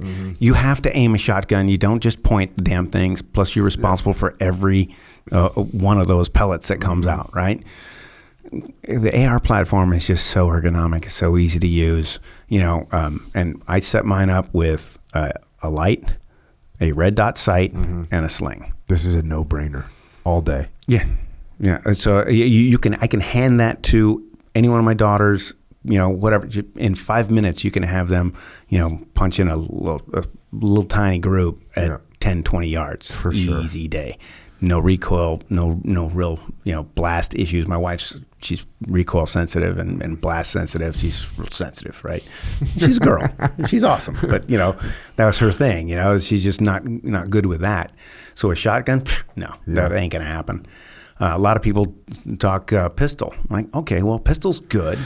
But if someone's coming to invade your home, chances are they're going to have a pistol or a sawed-off shotgun, something small, okay? And if I'm going to get in a gunfight with somebody, I want to have the upper hand. And if I'm home, I'm bringing my full-on gun, And I've got one that's set up like that in 9 mil and one in 300 blackout. Oh yeah. And they're set up exactly the same, so I can train with the 9 mil. But if I want to throw that 220 grain subsonic round at somebody, in case that home invasion goes to the streets, son. In case I got to reach out, But that's just me. I'm a gun guy, so I was like, I think about something and I go and build it. The thing about a pistol for home defense, and look, if it's you and me, like all day, of course, no problem. But my wife, my daughter has to pick up a pistol, stressful situation. It's night, like there's mayhem going on. Their group at 10 yards is going to look like a shotgun blast compared to with one of those with a submachine gun. It's like they're going to dial that thing in. It's game over. Yeah, and it's easy. You've got 2 points of contact. It's small enough that you can maneuver around. And okay, in your home defense scenario, you're not clearing your house. Okay, you're going to collapse back on the weakest or least mobile individual's room, and you're going to hold there, call the cops, and with the door closed, you let them know, hey, I'm armed, I'm in here, and if he comes through the door, you smoke him, and you've given them forewarning. This idea that maybe I might clear the house, but I've kind of done that a little bit. But even then, one-man CQB is not optimal. Okay. Just FYI, I'm 100% clearing the house. My CQC, my one-man CQC is optimal. And some people are getting dropped. Yeah. I mean, you do you, man. I mean, but it all depends on who's home and where I'm at and what's going on. But my recommendations for self-defense shooting, because that's kind of my big focus now that I'm not working with the Navy anymore. I want to make Americans. I want to make them better prepared. Yeah. Okay. I was going to get into this, but so for a long time, I was focused on making Navy SEALs better. I'm not doing that anymore. So now I've shifted my focus to the regular potentially armed American. Okay. Now, there's plenty of guys out there that want this information, and this was ties into why I did the stuff with Tactical Hive. And I don't know if we're getting ahead of stuff, but Cool. Yeah. I do videos for Tactical Hive. They're on YouTube, and I don't hold anything back. I don't like tease and then, hey, you got to come to my course. It's like, no, I will show you everything that I can in that 10, 15, 20 minute spot. And if you watch it, if you do it, you'll get better. Because maybe you don't have the money to come pay me my price to go shooting with me. But I want you to come away with something. You'll get better quicker with me. Yep. Because I've done it for such a long time. When we built that course at Buds, I put a lot of stuff together. As a team, we put these things together, and you watch it happen, and you see guys making mistakes, and you figure out how to fix it. You reverse engineer everything, and then we started training the instructors that would come in. They're only there for 2 years. And that's not a lot of time. So I have them ghost me and, watch how I correct, whatever the problem was. And then they would listen to the words that we're using, keeping everything, common. And then in no time, they could fix about 80% of the common problems guys had. So it was a big force multiplier.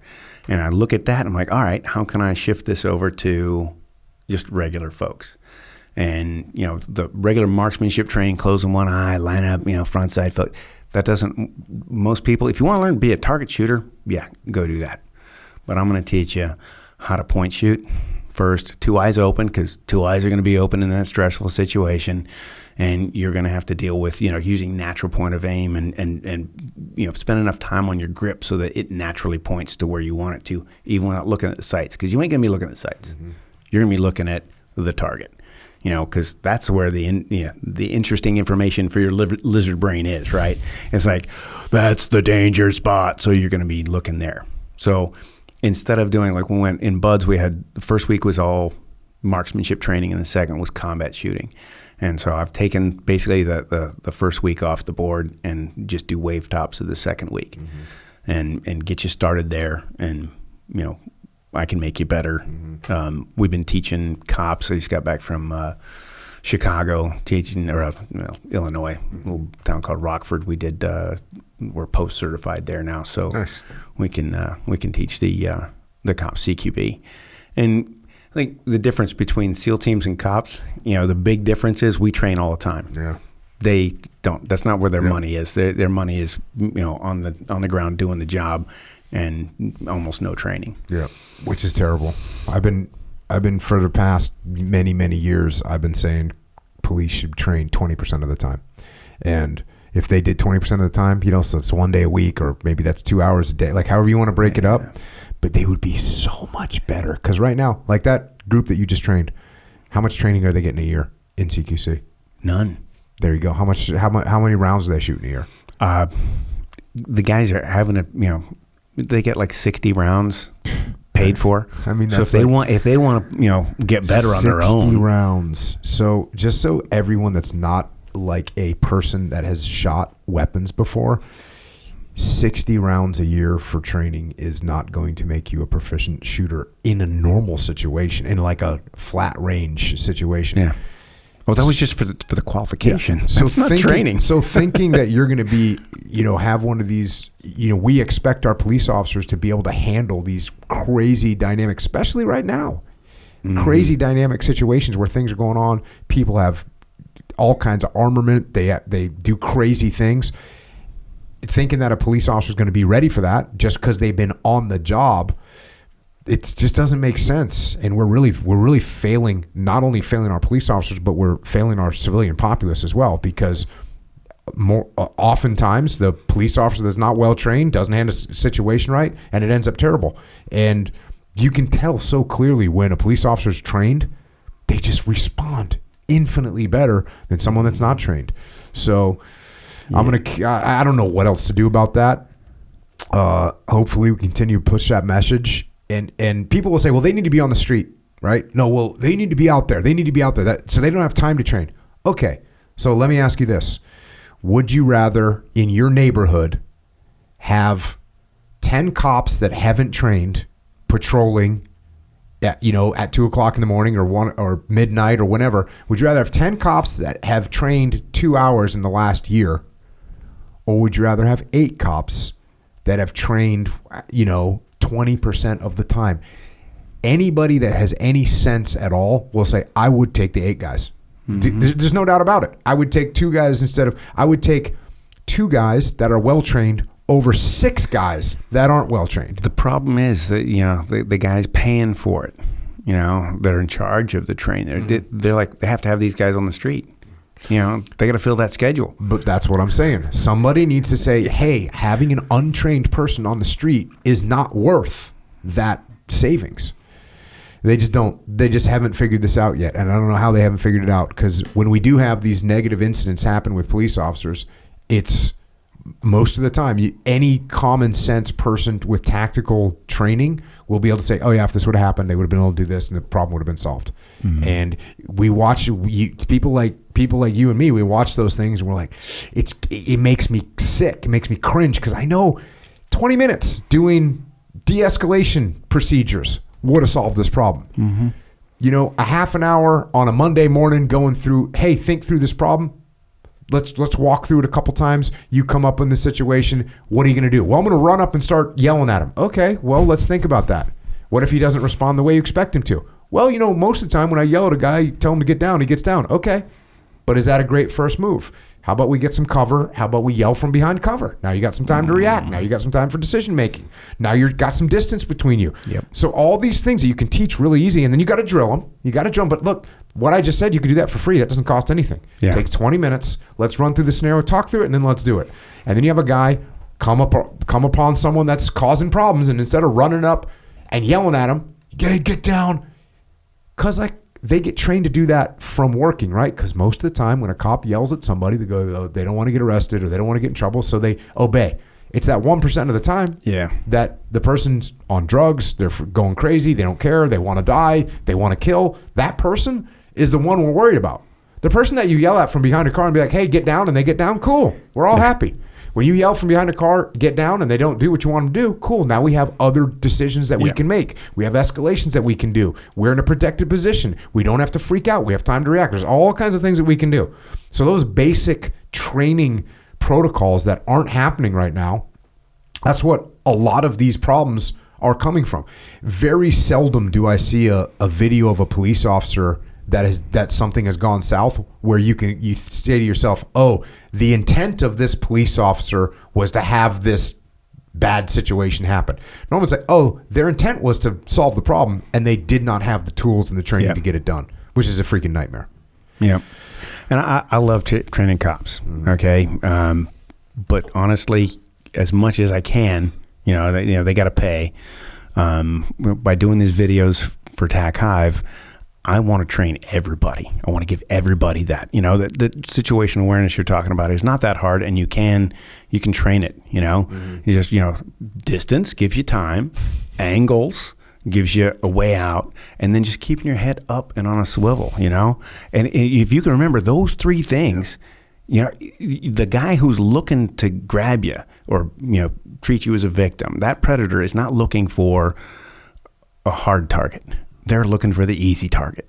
And if you're doing stuff, if you're looking around, you're not, everybody's, in their little private phone booth, staring at, just, if you got to talk on the phone, bring it up in front of your face rather than looking down. If you do that, you're not going to have trouble most of the time in those transition spaces and everything else. So, that kind of training. And then here's the next level, because that firearm that, you're carrying, all that does is gives you an extra option. It's not, I'm armed, so I'm going to go do, I'm a sheepdog and I'm going to involve myself. No. That's just, you have to deal with all these other, like the escalation, de-escalation, figure that out. And if somebody pulls a gun on you and they've got a gun on you, you are not, I can't outdraw them. Okay, you got to figure something else out. You got to wait for your time, your opportunity. Yep. And you just how did you get you're yourself in gonna that get there. situation? You know what I mean? How did you get someone get close enough to you, and you were lacked situational awareness that they identified you and that they were able to pull out a weapon without you being able to create distance and get yourself into a survivable scenario? That's just a lack of awareness, and it's a lack of training. Yep. So and then it's the gear as well. You know, these days when COVID hit, you know, you couldn't buy a gun because they were just all sold out. You know, everybody who didn't have a gun went and panic bought something. You know, there's a bunch of stories about that. It's like, oh yeah, give me the gun show loophole. You know, how much more I got to charge for that? You know, and studies have shown that if that guy who bought that gun came home, put it on his coffee table and stared at it and was like, and got no help from a gun guy, he's now more anti-gun than he was before. explain that. They're afraid of it still. It's like they bought a rattlesnake and brought it home, and they because they have no idea what it is. Now it's a gun, and they've been told, "Oh, no, I'm 20% more or 80% more likely to be, you know, killed by a gun in my house because I have one." And so, what do they sell them? Yeah, they normally sell them or put it away or whatever. But if that other group, same guys, you know, probably voted for stuff like this, but now they need a gun because they, you know, the cops aren't going to come there to you know, save them and their toilet paper. If they had somebody in their life that was a gun guy that could help them out, that gets them past that first, you know, step. Okay, I bought the gun. Now what? Well, no, get some ammo. Let's go to the range. Here's how to hold it. Here's, you know, those guys are now way on the other side. They're on our side now. You know, we're the armed citizen. I mean, cops can't be everywhere, but armed citizens can be. Okay, we just need more of them. More guns equals less crime if you have the right people, you know, that know how to use the gun. So my latest thing, doing TAC-IVE stuff, I got noticed by this company called Lipsies, and they do special limited edition guns and stuff. So I've been talking with them about taking out the roadblocks for civilian gun ownership. Okay, you can't change it from the other side of the law, but on this side, guy buys a gun. Okay, now he wants to carry it, so he buys a holster. Well, now he wants to put a light on his gun. Ain't gonna fit in that holster anymore. And if you're not a gun guy, it's a big pain in the ass. So what we're planning on doing, I think this is going to happen early next year. They're going to come out with, I think, Smith & Wesson first, the Coach edition. I think there's a couple revolvers, and then they would do some auto loaders. I don't know exactly for sure, but what comes along with that, when you buy one of these, there'll be a little code that you can go on the interwebs, and there's going to be me explaining exactly what you got in this box and how to use it, why we made the decisions on the grip and the sights and everything else. And then when you decide, you know, that you wanted, you know, after you've taken it to the range and got some rounds down and some reps, now you want to carry it. Well, there's going to be, ideally, there'll be a little drop-down menu, you know, inside the waistband, outside the waistband, red dot, light, and everything will fit together. So it kind of takes that, the guesswork out of it. I mean, I got a box of freaking holsters that I don't use. Some of them I bought, some of them were given to me, right? Yeah. But if you're not a gun guy, you know, it's just that much more of a pain in the ass to deal with, right? And if you can just buy it in a package and then have somebody teach you how to use it, you know, and in person is always better. Yep. But if you can go over, okay, this is how you stand, and this is why, and here's where your natural point of aim is, and try these drills. And, you know, I think that's going to be the best way for me to expand this and get the, I want people, Americans, to be able to defend themselves, because cops can't be everywhere. And, you know, don't be so afraid of the equipment. You know how to use it, and it takes the fear out of it. Well, now we're going to have to make a 9mm Colt freaking AR-based freaking submachine gun for the house, home defense. That's what's coming next. Yeah, actually, yeah. Well, through this company, the Lipsies, they can work with anybody, anybody in the gun industry. So, yeah, we'll be pushing something like that And yeah, Coach branded. I mean, I had to come up with a color and a logo and all this stuff. I was like, oh, really, man? God. Yeah, I never wanted this, you know. Hopefully it's just a big smiling dude.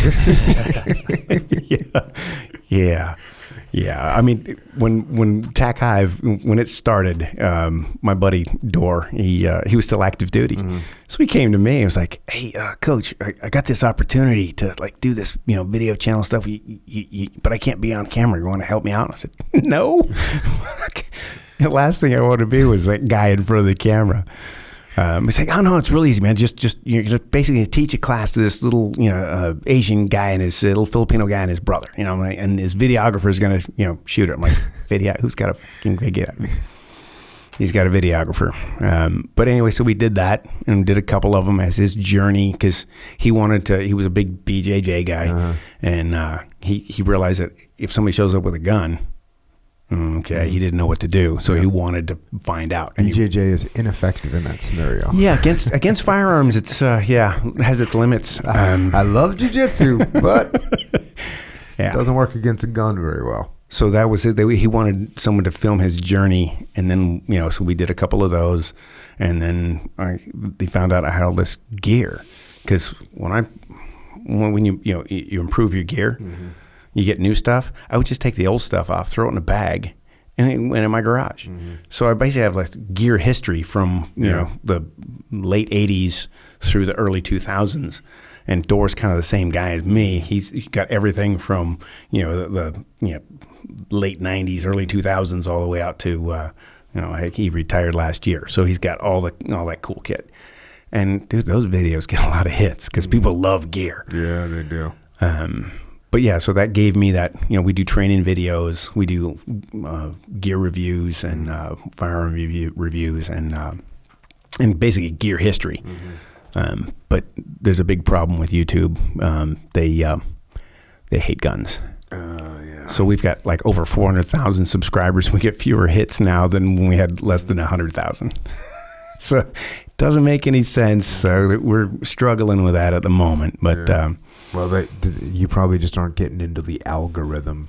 Yeah, there's something, man. Do you do you do any pure gear videos where you're just talking about, like, I saw one of your videos was like about cold weather, the PCU.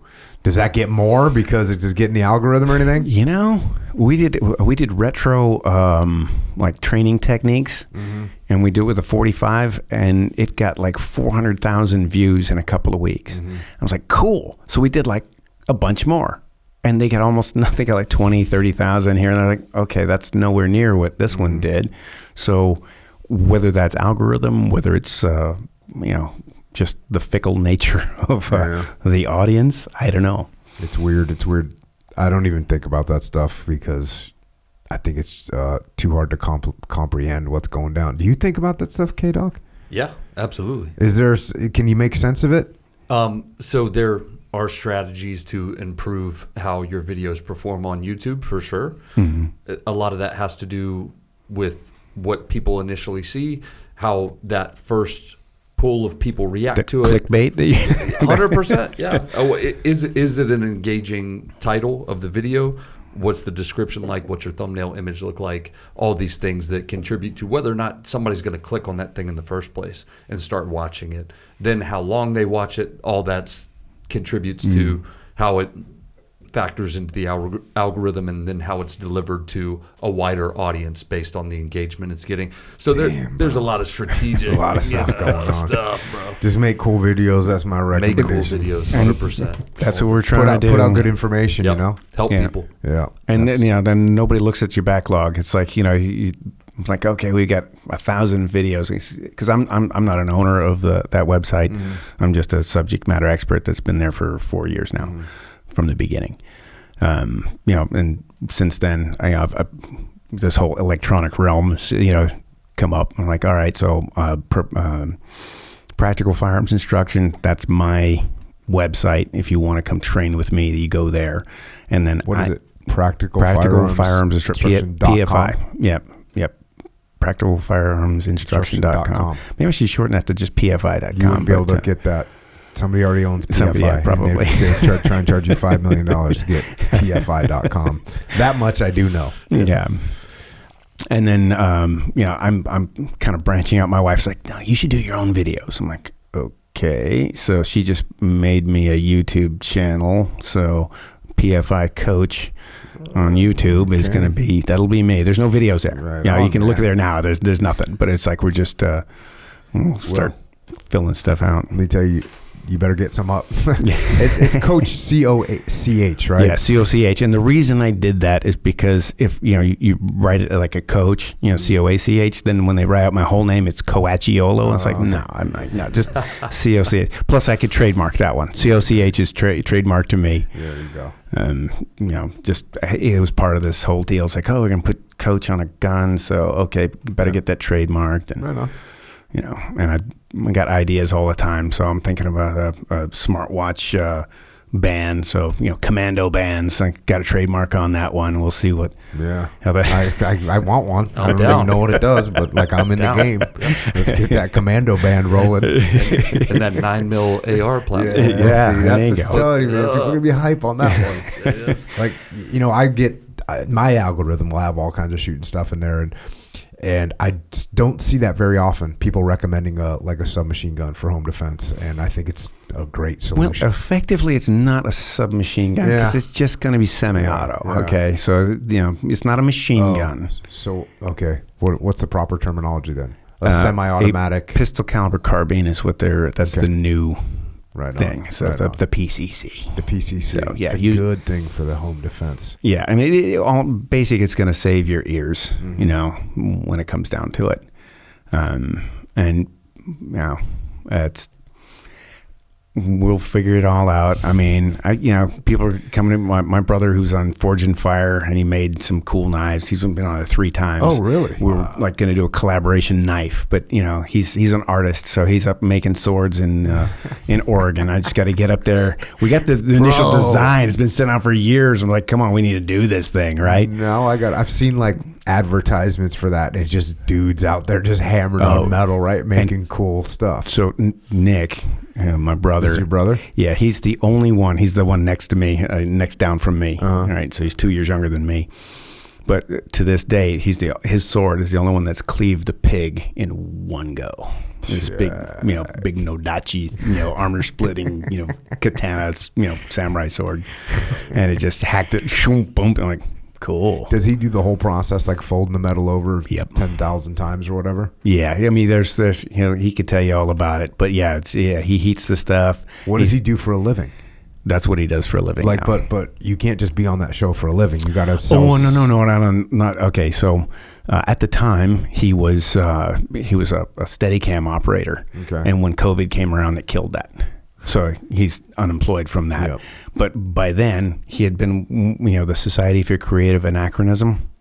They basically a bunch of guys that dress in armor and beat on each other with sticks in tournaments. Oh, yeah. It's pretty cool. They do live steel and everything else. But so speaking of Gardner, out in Potrero, have you seen that stuff? Yeah, the Potrero War. Yeah, my brother came down for that one. Yeah, they go out there and it's just like dudes in freaking armor, rednecks in armor, just getting after it, beating the shit out of each other. Well, Nick didn't have a lot of money to buy the armor, so he started making his own, and then that branched off into making swords, and now he makes just absolutely beautiful works of art. And he's selling them, and that's how he makes his he's making his living is selling belt jewelry basically to people because they're way too nice to go fighting. Dude, people are like, he's out in the bar and the girl's like, so what do you do? And he's like, I'm a freaking sword maker. What? He's like, what up? Yeah. And she's either like, I want to marry you, or like, get away from me. You sicko. No, he's good to go. He's married. He's got his whole business. He moved it all up there, and he's got a big shop and 16-ton press where he just he heats the stuff. And he's on Facebook, Nicholas Cochiolo. I'm not sure. Look him up. Check. But so we've been talking about doing this collaboration with him, and it's just it takes some time. Before he moved to Oregon and everything else. Home defense katana. Home defense katana. Kills pigs. When was the last time? Swipe. Run through. How do you on the corner? Yeah, he was run through. Not gunshot wounds. Yeah. Check. Where were you on September 11th? I was at Dam Neck, and we had a 3-letter agency that was there with us training, and we were in the high bay, and we didn't know when the first plane hit, but when the second one did, they came in and said, "Hey guys, you got to look at this." So we came in and they replayed it a bunch, and these guys, they packed up and headed back to Washington, and they were actually on their way when the plane hit the Pentagon. Damn. Yeah. So we just basically sat around watching the TV in the team room, going, "Okay." I called the wife and said, "Things gonna be a bit gonna change." Yeah, we had no idea. And actually, my particular group, we didn't go to Afghanistan first. We went to Bosnia one more time because they didn't know. They didn't know where things were going to go. So they sent us over there because there was some rumblings or whatever. So that was the first place we deployed to for a month or two. And then came back from that, and we were the second group over into Afghanistan. We did our 3-month deployment doing high value targets. It was basically we were focused on. So Elvis sightings and whatever. Elvis sightings. Yeah. Intel was sketchy at the time. So you're just like spinning up, looking. Yep, ready to go, flying off, hitting a place, and of course, a bunch of dry holes, because we didn't get him, and they didn't have that whole hierarchy of the bad guys yet. And I was on one of those. It was actually the last mission that we're doing in that 3 months. They advertised a TF-160, awesome guys, but they're like, "Oh yeah, 20-foot rope, and we'll put you right in there." Okay, cool. Check. So I didn't have my big gloves on, my sexy shooting gloves on, and that turned into a big fiasco. They pulled up short. I was in -3. -1 pulls up short. -2 damages his airplane, missing him because we were like 800 yards short of the actual target, and what he thought was whatever. He stopped here. Anyway, all those guys, they did a crash landing. -2 does a crash landing. -2 crash landing. -1 put its guys out. Yep. Okay. Onto a target that's 800 yards short, 800 meters short of the actual target. Okay. And apparently it looked similar. I don't know exactly what the deal was, but it's called Murphy's Law. Yo. Yeah, It's coming in hot. It's nuts. All right, so we got guys on the wrong target. Crashed bird. And the bird's going down. Guys are like, undone, ready to go, rope in hand, and watching the canyon walls go flitting by in their little green toilet paper tubes. And then that pilot found the only place in a square mile that he could put down an H-60. And when the 60s rotors are turning, they're nice and flat. As they slow down, they dip a little bit. And when they dip, they start hitting boulders. And he just busted them all up. So they're dealing with that. We watch -1 puts out their stuff. I'm the last guy off of -3, the last bird. And then we had a 47. The idea was they were going to come in and get a foothold, control it, and then bring in the main force with the 47. Anyway, so I'm looking at this thing and I'm going, this does not look like the pictures, And I look down and there's a 100-foot rope and there's maybe 20 feet on the deck. And, and the last time I looked down there, the rope was going right to the center of this little square on the roof. So I zip on there, and zzz, hot. And I hit the ground, I throw the rope away, and as I'm reaching for my weapon, I step back. Well, I thought I was in the middle. It turns out my heels were right on the edge of the roof. So when I stepped back into nothing. And I know the last thing that goes through your head before you die, because that was that. I mean, and it was like, I was just really disappointed. I was like, fuck. Everyone's going to think I'm a jackass. Yeah. And then, bing, bing, bing, things start happening. And then it stops. And I'm like, oh, fuck, I'm not dead. And apparently, had I fallen off of 2 sides, I would have gone 1 story down. Where I fell off, I fell 2 stories, but I hit the edge of the first story on the way down and spun me around and threw my gear all over the place. That other edge, it was about at least 100 feet before there was anything that would stop me. So there's your frogman luck, right? You know, We'll take it. not good enough to not get hurt, but good enough not to die. So I'm laying on my back. When I hit, my camelback burst. So the guys look down and they see me laying there in a spreading pool of black liquid, and they're like, "Okay, Coach is dead. How do we get off this thing?" So I get my crap back together. I'm there's an animal pen next to me, and whatever's in there is like, really pissed off. I'm like, oh crap, this cow's gonna come out and stomp me. It's made of sticks, and I'm laying in front of a big uncleared breezeway on this, made of boulders and timber. I'm like, okay, I can't stay here and wait for the backboard. So I did a quick systems check, and I got my shit together and made my way over so I could look up on the roof and make comms with the comm guy up there and say, hey, look, I'm good. Got my nods back on, but I can't move. My leg is jacked up. My back feels like there's someone poking me. I actually looked behind me, like, ow, what? Okay, no one's poking me. And my shoulder was jacked up as well, and my face, because when I fell on my nods tried to poke my eyes out. But for some reason, because I want to be able to see, so I would always wear Clear Eye Pro under my nods, which wasn't a common practice. But because I had those Oakleys on, I'm still able to see with 2 eyes, because it would have poked them right out. Anyway, so they finished clearing down, and pretty much everybody on target was right inside that breezeway. But luckily, they were just non-combatants, so we were on the wrong damn target.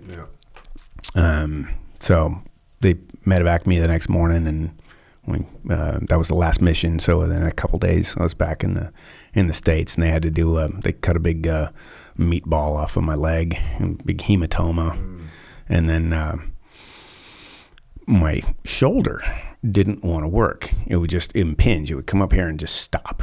I'm like, okay, what's up with that? And so they examine it, says slap tear and some other stuff going on in there. We're going to have to operate. We just found out that we're going to be the guys going into Iraq in the invasion. Yeah. I'm like, ain't no operation. I am not going on tonight for that. No, ain't going to happen. So I said, what else can we do? And what he did is he gave me, the doc gave me a shot in my arm, cortisone or some magic liquid. But immediately it was like, ooh, not impinged anymore.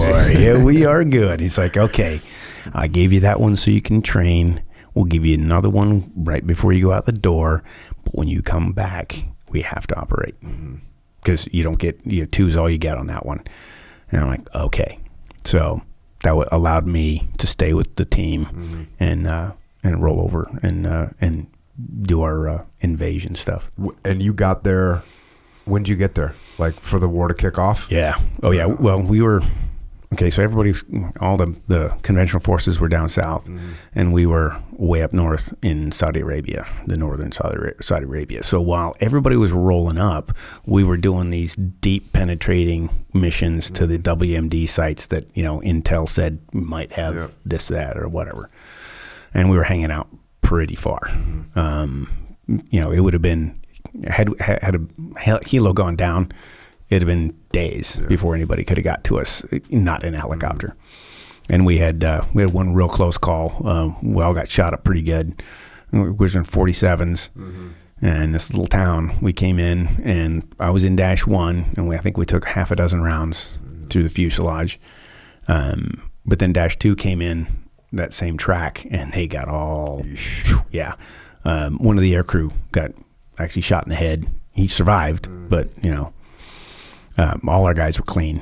And so we went and did the WMD. We took down the outside. That was just MOP level 4. Well, we weren't. We had the MOP suits, but Dash 1, where I was, we were securing the outside area, and then Dash 2 was going to roll in. They were MOP level. They were all mopped up, and they're like sitting there just watching the light show as the rounds came through the fuselage. Like, how are we not dead?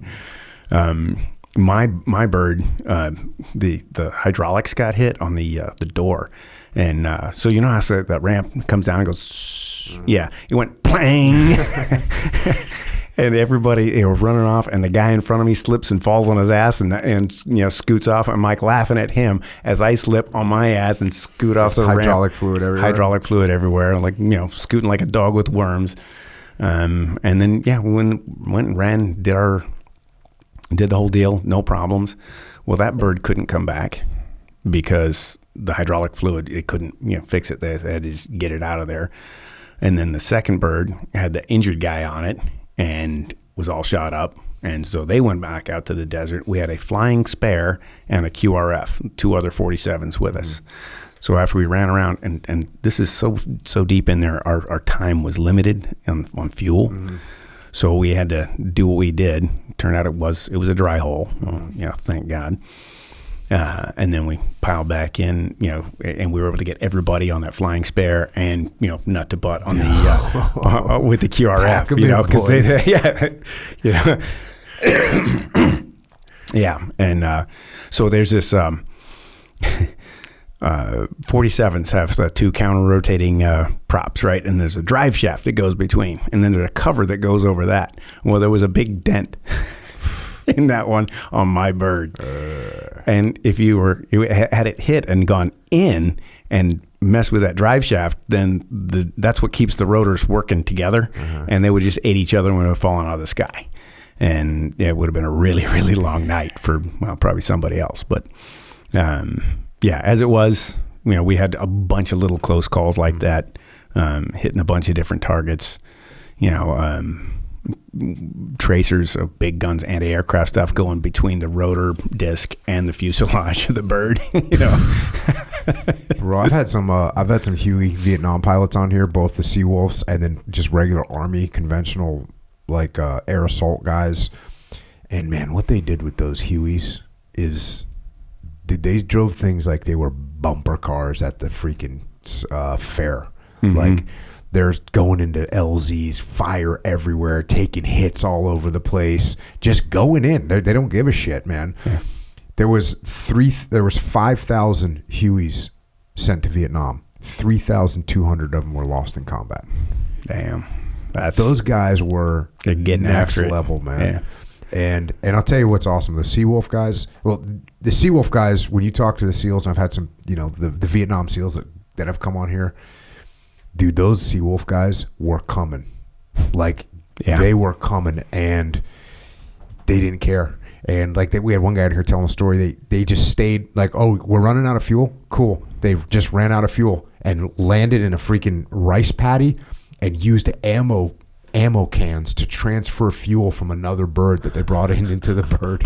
These guys were just freaking legit, man. Making shit happen. But those birds too, I think because they were less technologically reliant, they were just more durable. It's like having a brand new freaking BMW right now versus having a 1967 freaking. I don't know, man. Those Blackhawks are pretty resilient too. My oldest brother is a helicopter pilot for Army, and he was actually spent a year in Afghanistan doing dust off stuff. So it's whenever there was a tick. He was on his way. Coming in. He went to pretty much all of them. And I mean, he had a hot LZ and ground force commander saying, "Hey, we got guys down here. We need to get you down here. We need to get them out of here." And so he disobeyed Army doctrine, didn't wait for the gunship because the gunship couldn't make it, as fast as he could. He got there. He looks around and goes, "Okay, and there's no traces over there. I think I can get in." So he came in hot. Hell yeah. And got lit up. And as he's coming in, the Army birds have the wheel is way up on the tail. Navy birds is halfway up because you don't have to turn them on aircraft carriers. Yeah. So anyway, you can hit the ground pretty hard with that sucker because it'll save the little shock absorber, right? So he had to come in hot. Well, when they laid out the DZ, they laid it out at an angle. It was on angled turf. Mm-hmm. So when he hit that hard, it slammed his head into the canopy, knocked him unconscious. Okay. When he came to, it was probably just a couple of seconds, but hey, didn't know he was in Afghanistan. It was you're kind of, as the system reboots. And he's like, okay, boom, all right, we're good. But the bird didn't roll over, didn't ball up. They loaded a bunch of guys on there and flew out again. With couldn't wait for the gunships at this point because they'd squirt the ground in front normally, and then you fly out. And so he flies out and got everybody back to base. But when he got there, everybody was dead. And so they went from he was things when you disobey Army doctrine, two things will happen: they give you a medal or they prosecute you.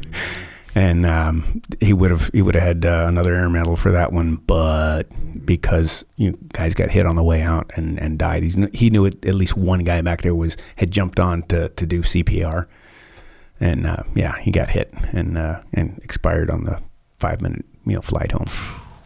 So instead of prosecution, they just called it even. It's like, okay, you tried, you didn't. Had there been some success there apparently, and I'm probably screwing the story up a little bit, but it broke his neck on the so and then he just kind of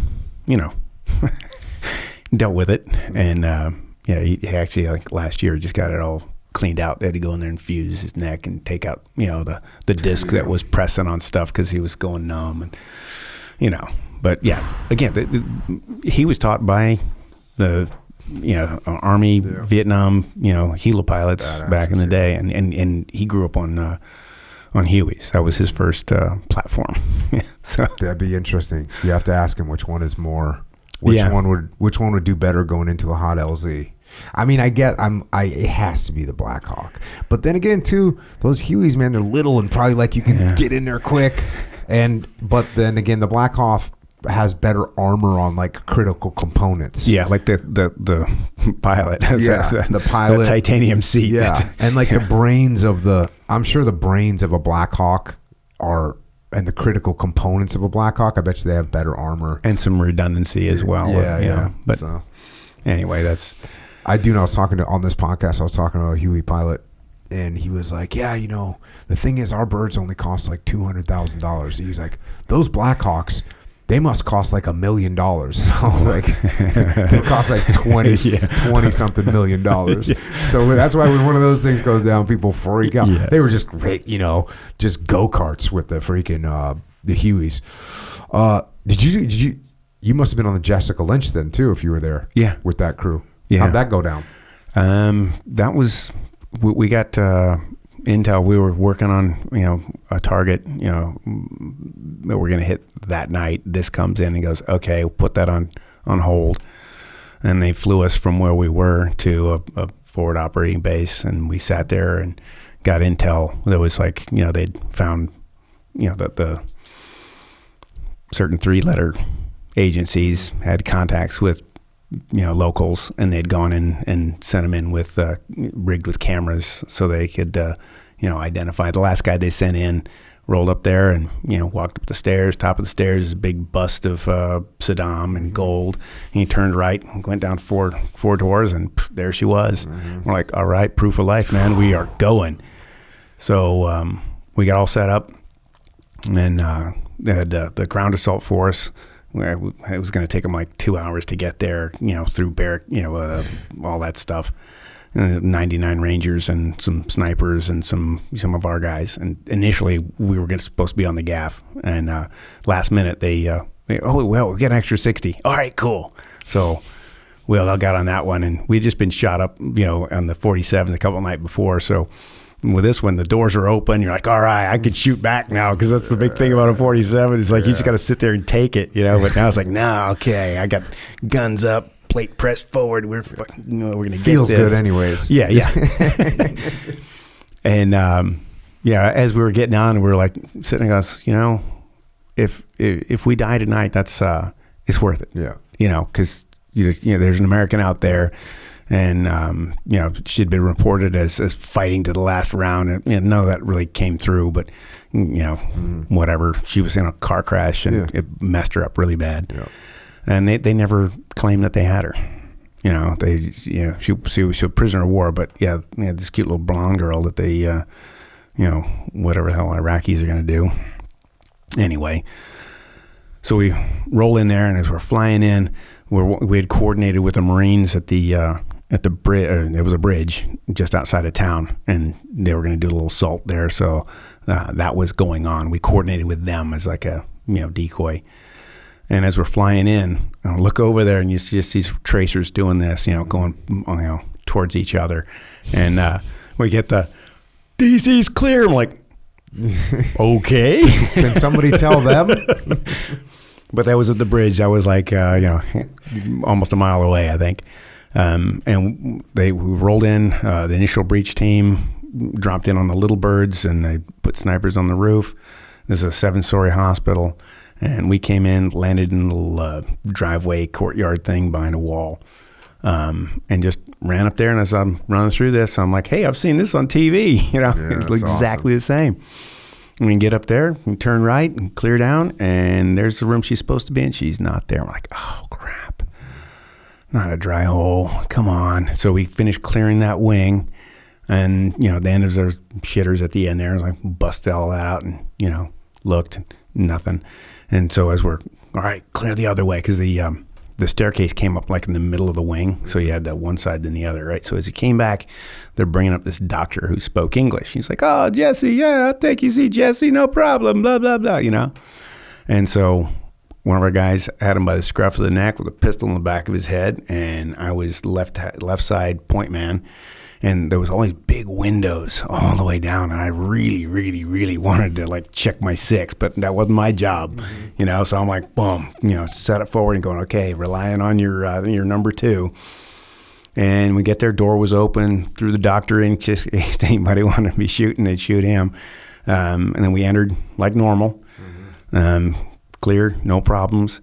And then she'd been laid down on the bed, and she kind of sat up, and I was right at the foot of the bed. I'm like, Jessica Lynch. And she looked at me with the biggest, scaredest eyes I've ever seen on a human, and she was scared of me. And that took me, I was like, oh shit, And I said her name a couple of times. She was just non-responsive, just scared as hell. More guys were coming in, and I hadn't shot anybody yet, so I left. I got back out in the hallway, figured, that was my best chance of getting that fight. Anyway, so got to the other end, ended up in the shitter again, same shitter on the other end, right? Cleared that, and we got thin, and so I held there, and they brought the medical bird in, brought the doc up, packaged her up, and flew her out. And we found her in 6 minutes, and she was flying away in 16 minutes. Friggin' awesome. Yeah, it was good. And then when we cleared the lobby was full of civilians, and then the basement, basically there was a big sand table down there.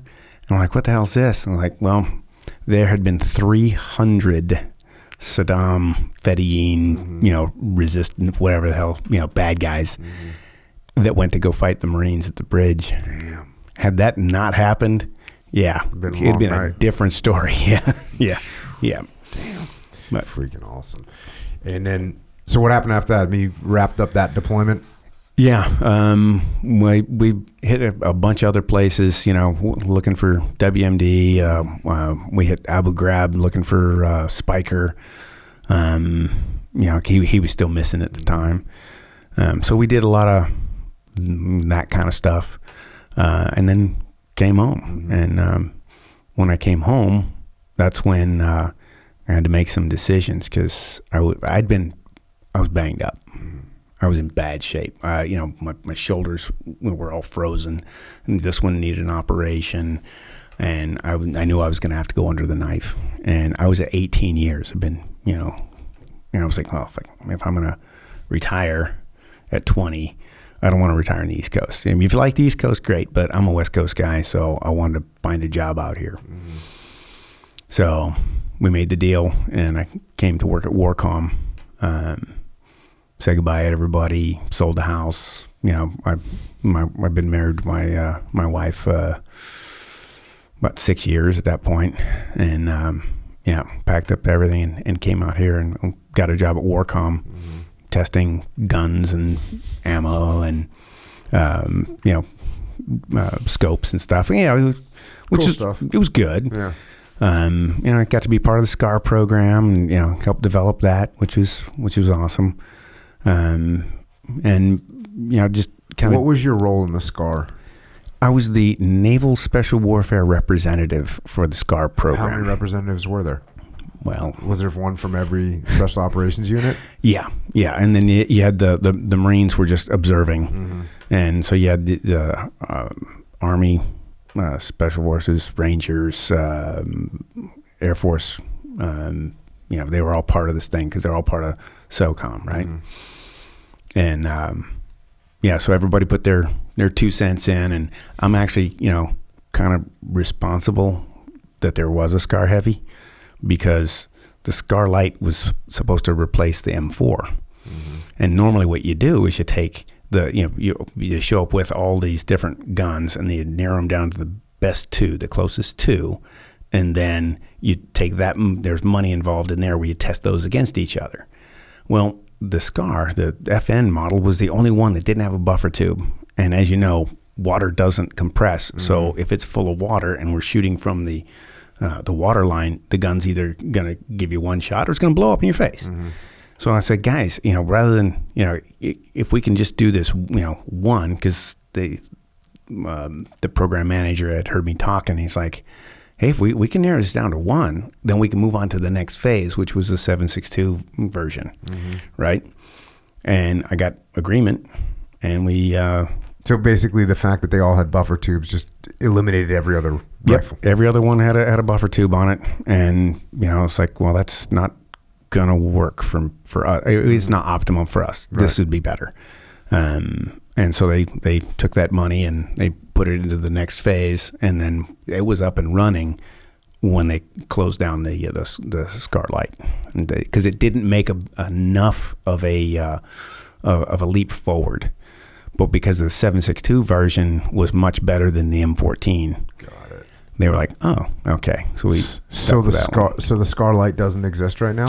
Hey, I think you can buy one on the civilian market, but nobody. Yeah, I mean, that's because it didn't have enough advantages over the M4. Yeah, that they were just like, well, we're not going to change everything for this. It was too much to change. I mean, the thing about the SCAR. How'd you like it? Oh, I thought it's a great gun. I mean, we did as much as we could. There's only so much you can do in testing. And we tested the hell out of it. And we identified issues and we corrected those issues.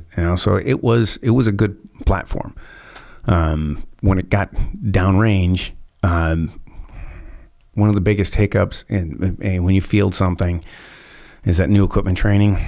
And so when the Belgians put this new space-aged, polymer coating on there that would last, shelf life of 10 years, but you got to clean it really good before you shoot it the first time.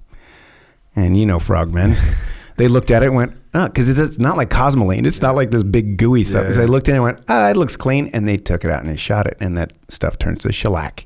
And it causes malfunctions. Yeesh. And that was the big thing right out of the base. This thing's a piece of crap. That was a SCAR Heavy too? That was a SCAR Heavy, yeah. Okay. Because that's the one that actually made it to our guys. Yeah. But, I mean, a lot of that's been fixed. I mean, the SCARs, it's a good, solid gun. I guess the new SIG M7 or whatever, that's kind of gonna take its place, I guess. I don't know. I'm so far out of the loop at this point. We did the best we could at the time, and we made a less than 8-pound gun that was modern 7.62, and we really didn't have that, at the time. There was the SR-25, the Mark 11s, but they weren't everywhere. This is just going to be the everyman's gun. Then, so you do this kind of acquisitions and weapons testing and all that. And that was a big deal. I mean, that freaking SCAR was like, you'd hear about it it seemed like every day we'd hear about what was happening with the SCAR. Because everyone's freaking got their, want to talk about 2 cents, man. We'd had billions of dollars if we could have collected everyone's 2 cents. Yeah. It was coming in. Yeah. Up, down, and across. And we were just doing what we could with, working within, corporations as well as the big Navy machine, SOCOM machine, getting money, testing, whatever. Well, what's the efficiency level of the bureaucracy of that? Well, now having seen a little bit in the private sector, it's actually pretty good. Okay.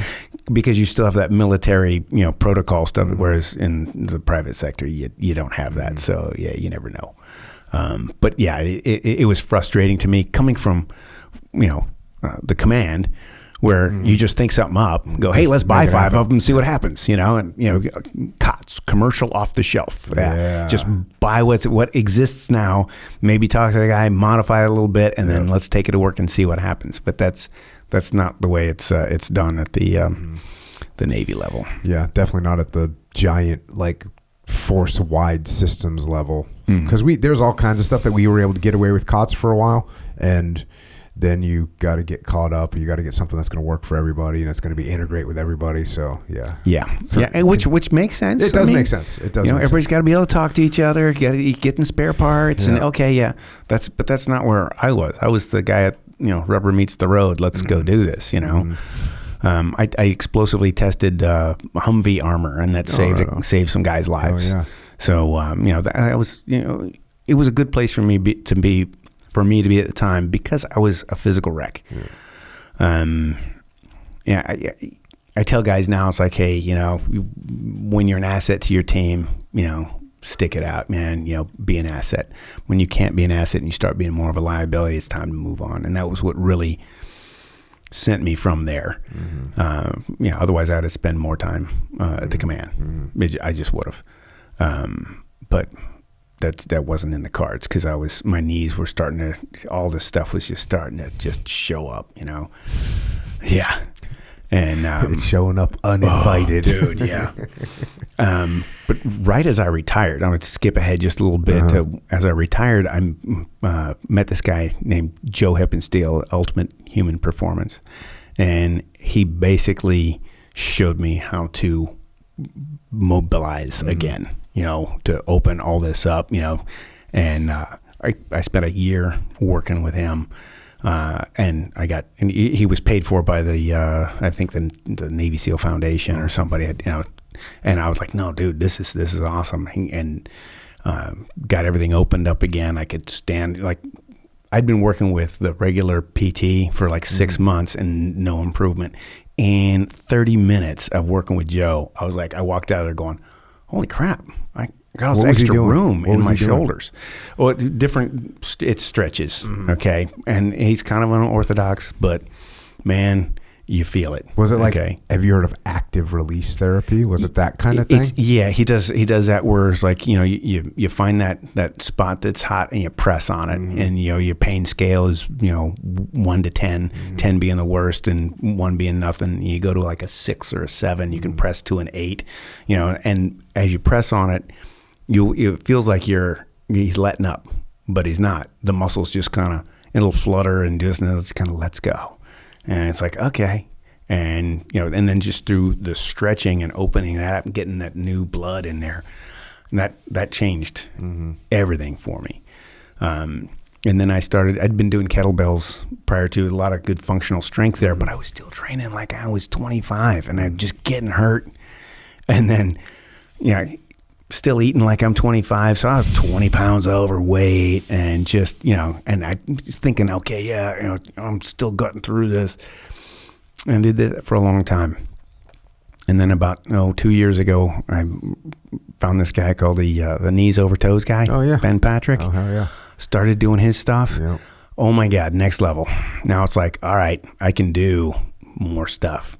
And then earlier this year, Virginia High Performance through the Navy SEAL Foundation, those guys, I went and did their month program. Did you do the one that's here in San Diego? Yeah, I'm a plank owner on that one. That's awesome. Yeah, man. Dude, if you haven't done it, dude, get in there. I'm gonna let the guys that need it bad, get in there. I'm still doing pretty good. I've heard nothing but awesome reports. Yeah, they open things up, physically, 2 workouts a day. They teach you about nutrition, and then they go into the cognitive stuff. Because we've taken some hits. Okay, when you're a breacher at Damnac, you take about 1,000 minimum safe distance explosive exposures per year.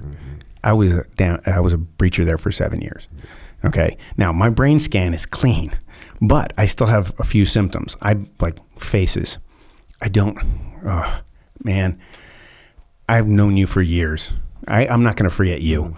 But even guys that, if I've, a long time, so I went there for the grand opening. I'm just getting in the elevator and I see this guy. I'm like, I know you from somewhere. It's Keith Davids. Damn. Okay. And he's like, yeah, Coach, we were on Gold Squadron together. And I'm like, oh yeah. And that used to really drive me nuts. And but through working with them, you can't change that. Yeah. Okay. But Keith's like, what, man? Just like he's not a guy that's changed a lot. He looks. I went to Buds with him. He looks exactly the same as he did then. Yeah, yeah. And he's Trident 01. He's he's kind of a big deal these days. And I was like, oh yeah, okay. I'm like, damn. Anyway, but so that's my big symptom there. As I lose those faces and names. That's my biggest thing. Other than that, I'm pretty clean. Mm-hmm. And it used to like make me, get, this, I should have known that, I'd be pissed off at myself. But now that I understand that I've taken a few hits and there is that. It's like, I'm lucky that it's not something that, I'm, raging and hitting people or going, off the rails. None of that happens. Yeah. And when I identify that coming up, I can just breathe through it. It's no problem. We're all good, Yeah. Yeah, and that's, you hear like the guys that were in the NFL or they say, they're all banged up now and they're like, well, what'd you do again? And they're like, hell yeah. Yeah. Like that's. But had I known this, this is now available to the guys that are still doing the job. Yeah. So, I tell them, hey, use it. Keep being good. You stay in that fight for as long as you can. Yeah. I would have stayed longer. The next generation is going to be a lot more durable over the long haul because their nutrition's better, their PT is better. Like you said, man, we were doing bodybuilding or triathlon. Like there was a bodybuilding group of guys, there was like a triathlon group of guys, and no one was doing anything that really made like true sense. Yeah, exactly. And then, as things moved along, by the time we got around 2000, right around as the war was kicking off, people started recognizing that we could actually be smarter about this stuff, that there was better ways to work out, that there was better ways to eat. Like and now I think the final piece is like, there's better ways to train where, for instance, is it really necessary to take 1,000 breaches a year? Probably not at minimum safe distance.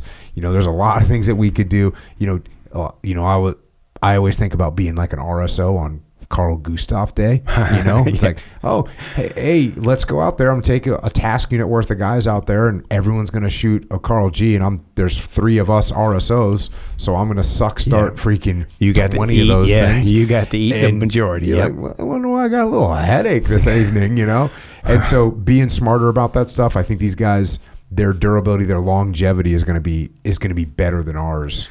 Yeah, and technology and recovery is a big thing. As I get older, it's like, okay, I can still do a lot of stuff now, but I can do it once, and then I gotta go lay down for a bit, whereas when you're young, bounce right back. I was introduced to this thing called a shift wave, and you have to look it up. I don't know all the science behind it. It looks like a lawn chair with a bunch of discs in it that vibrate to a certain, they're tunable. And I sit on this thing, and can I tune mine to Metallica? Well, it does a little biofeedback thing, so you could listen to Metallica if you wanted to, and but it goes off your breathing, and it reads all that stuff. And I've been using it. It's kind of like an active meditation type thing. You put on the headphones, and it kind of walks you through that breathing in, breathing out, and it you sync with the vibrations. And I mean, they can basically duplicate your brain waves in sleep. Okay. Is what the doc was telling me. It's like, oh, wow, that's be kind of cool. And they built it in this lawn chair so you could fly it away. It's a lawn chair with a like a little Pelican case that goes with it. And I've been using the thing for about 5 months now. So you like have one in your house? Yeah. They gave you one? Gave me one to, it's like, hey, man, because all right, I'm talking to this clinical psychiatrist, and Tulane University, right? And anyway, he shows me this thing. It's like, yeah, I'm kind of new age. My wife, she's awesome. You know, she finds this stuff. You know, grounding. We've got a grounding sheet on the bed. There you go. I go barefoot like all the time. Check. And I'm being the technology with the smartwatch and the Aura ring and all that stuff that monitors all this stuff. And when he saw that, I was like, huh. And I've got that information, that record. So he's like, hey, sit on this thing and, you know, just play around with it and we'll see how things go. And let me tell you, it's eye-opening. You get on this thing and it's weird. It's, you know, but it shakes you, you know, and then it'll just stop, and then you still feel like you're buzzing. You know, it's really cool. And there's a bunch of different, you know, settings that you can do, and you know, frequencies. It's badass. You know, I mean, look into it, but it's pretty cool. What's it called? It's called a shift wave. Shift wave. All right, yeah, I'm gonna check it out. Maybe I have to get in the shift wave. I don't know. Yeah. Hey, if you want to try one, come over to my house. Take a little ride on it, you know, and see what's up. It shakes you, like, you know, when you're like skydiving, you get out and everything's like, you know, everything's going. You know, it feels kind of like that. But and you can adjust how much, you know, if you're, you know, you tone it down. I crank that thing up all the time. What about ice? Are you doing ice and sauna or anything like that? I've got a far infrared sauna at the house, and that is the key. And my wife's talking about getting the cold plunge. I'm like, well, before we spend a bunch of money on that one, because that's just not. The sauna is like uncomfortable slowly, but it's warm, and you know, yeah, that ice plunge thing is like, all right, maybe let's try with this just the tub at first, you know. But my wife, she's a hypnotherapist, and you know, she does guided meditations. You know, you got crystals in your house? Oh yeah, full on. Yeah, we're getting crystals. Oh, you know, dream catchers, incense, and smudge pots, and yeah. He gets her all the bad energy, and you know, she's. Where did you find her? Okay, so while I was at Dam Neck, I went to go work with the Special Boat Service over there, awesome. And so she's a Brit. She's Brit. You know, my wife's a Brit. No, I didn't know that. We're gonna have to link them up, but no freaking crystals in my house, bro. She can come hang it. She can come get my ice bath. It's all good. Oh yeah. Maybe we'll trade. You can come over, sit in the shift wave. We'll do some shift wave, and our wives can drink tea. Yeah, exactly. Yeah, I know, but yeah, she's got her own practice, and she does guided meditations on YouTube. So she's, you know, guided by Corey, you know, and she does kids meditations and stuff like that. So she's doing a lot of good stuff, and you know the left brain, right brain stuff. You know, I'm really left brain, logical, and she's so right brain and just open to everything, and I think it makes us a good mix, you know, and that's. Yeah. What was the name of her YouTube channel? It's Guided by Corey. Guided by Corey. Yeah, Cory is her name. Yeah. Is she talking in ASRM? Is that the right word? Voice? ASMR. You know what that is? Yeah, that. Does she have that voice? She's British. Come on, man. I mean, she's exotic straight away. You're like, oh wow, you know. Yeah, and she's doing some other stuff where it's just like it's really quiet and just makes noise. Yeah. She's just getting into that ASMR type. That's the thing, dude. Yeah, that's the thing. And then she'll just like quietly, you know, give you a little boost. You know, like lower your shoulders. You know, all that. Yeah, and yeah, so she's got a couple of you know, things set up like that. So she's you know, she's always looking for that next thing to be able to bring. Yeah, I mean, bring peace and serenity. Yeah, to the soul. To the soul, to anybody who needs it. You know, in the game. Everybody needs it. You know, what the hell. Right on. But before you retired, you did some time at Unit 3? Went out there for a bit. Yeah, backing up. I was working at Warcom, and I'm working for 3 retired SEAL Master Chiefs. Yeah. And they're like, you should put your warrant package in. And I'm like, dude, if I do it, will you shut up? And so I did, and they picked me up first time. Yeah, of course. I'm like, okay. And that came with a 1-year unaccompanied, You're going to pay for it. Off to, but I was up for orders anyway. I could have declined, you know, the warrant, and they would have sent me anyway. But anyway, I met my wife when I was at the command. So we did like maybe 3-month deployments. She'd never done a 6-month deployment. So and now I'm gone for a year. Yeah. So peel her off the ceiling and go, okay, honey. How'd those crystals work out on me? Yeah. They probably helped out a lot for her mental state, while I was gone. And of course, you know this. Every time you leave town, that's when the car breaks and the everything goes wrong. Yep. But yeah, so she was thrown straight into the fire at that point, and I went over and did my warrant officer stuff over there. I was the training officer and the combat systems officer, and whenever they needed something done, that's the warrant's job. Yep. Nobody knows what a warrant officer does, but we just fill in all the cracks. Yeah, and you and I were running around Warcom at the same time because I was the freaking you were the aide, and I was. So we'd high five each other in the hallway, and you'd laugh at me, going, "You freaking dork!" Hey, how many coins you got in your pocket there, Jocko?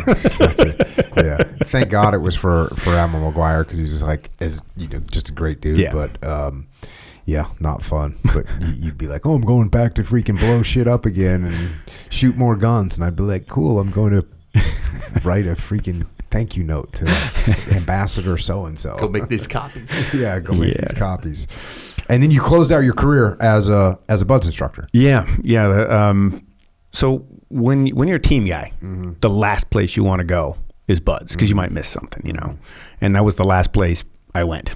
And I'd been overseas for a year, and then made the deal. It was like, I'm just going to go back to BUDS for a couple of years and then go to a team. That's the deal I made with the detailer.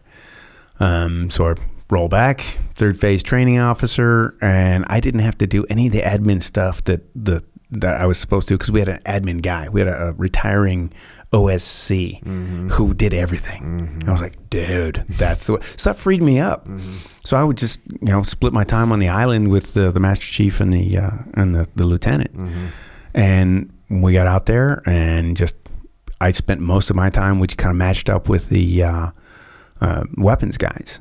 And so I do line coaching. I didn't teach any classes, but I was still doing warrant officer stuff. So I get pulled off of off the range to go deal with VIPs and whatever else. But I was learning how to teach at that point. And then when 25 rolled around, just prior to my 25 years, I had this really cool idea. Admiral had a cool idea about anchor teams, and he was going to send me to Bangladesh for 4 years. I was like, you know what? Ooh, look at the time. 25 years. We're done. And he's like, CB, was like, you sure? Because, once you submit those papers, you can't take them back. I'm like, yeah, I'm good. That's not me. I do everything in the Navy. I can't do this. I've got 2 daughters at home, and they're preteens. It was not a good time for that. And he goes, okay, want a job? So I rolled out of there, and I rolled into the instructor position, and, we started off, and we started immediately making changes. There weren't enough SEALs to be BUDS instructors at the time. Okay. They want them out, doing SEAL stuff. So they decided to do contract BUDS instructors. And the first batch was done like a year before I retired. So Gordon Evans, I don't know if you know him. He was at Team 5 for a long time. He and I were the guys. He and Nick White were the instructors at for weapons. And because we were just there. The idea was like, I can be there for 5 years, and then we'll have enough guys, and we'll just backfill you and send you on your way. Well, so you like wearing a blue and gold full on? Oh yeah, blue and gold, 8-point cover, Boy Scout shorts, the whole 9 yards. What'd the students call you? Just instructor, Mr. Cochiolo. Mr. Coach. Okay. Yeah. And it was, we wanted to make that difference between us, because when I stepped up to a guy on the line, I didn't want him thinking, oh crap, this guy's going to hammer me. Yeah. I want him to think, oh, it's Coach. He's going to help me. All right. So I was never the heavy.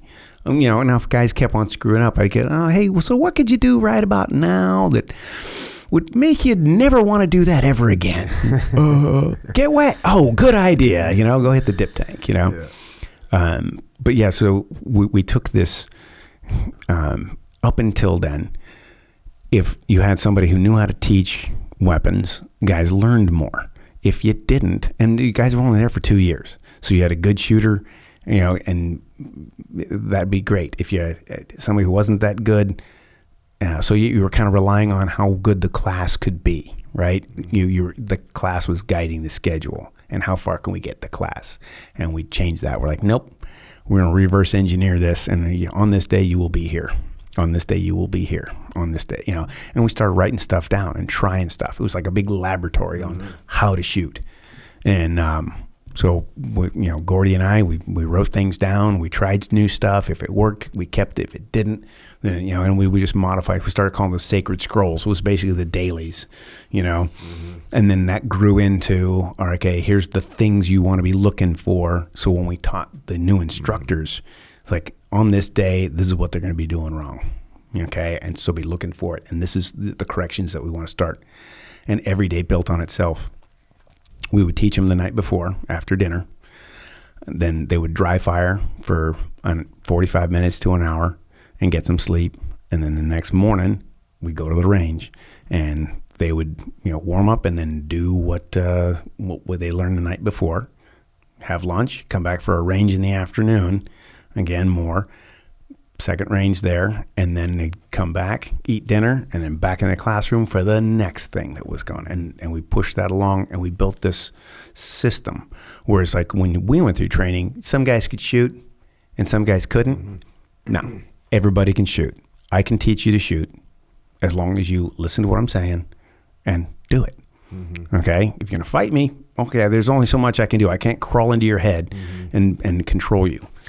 I was talking to some young guys, and I was basically saying, hey, there's some people, like you take 100 people, there's going to be a person, maybe 1 or 2 people, they're not going to be able to shoot a pistol well. Now, very seldom will you get someone that literally like isn't going to be able to pass. How often would somebody not be able to like get dropped from buds for pistol? How often would that happen?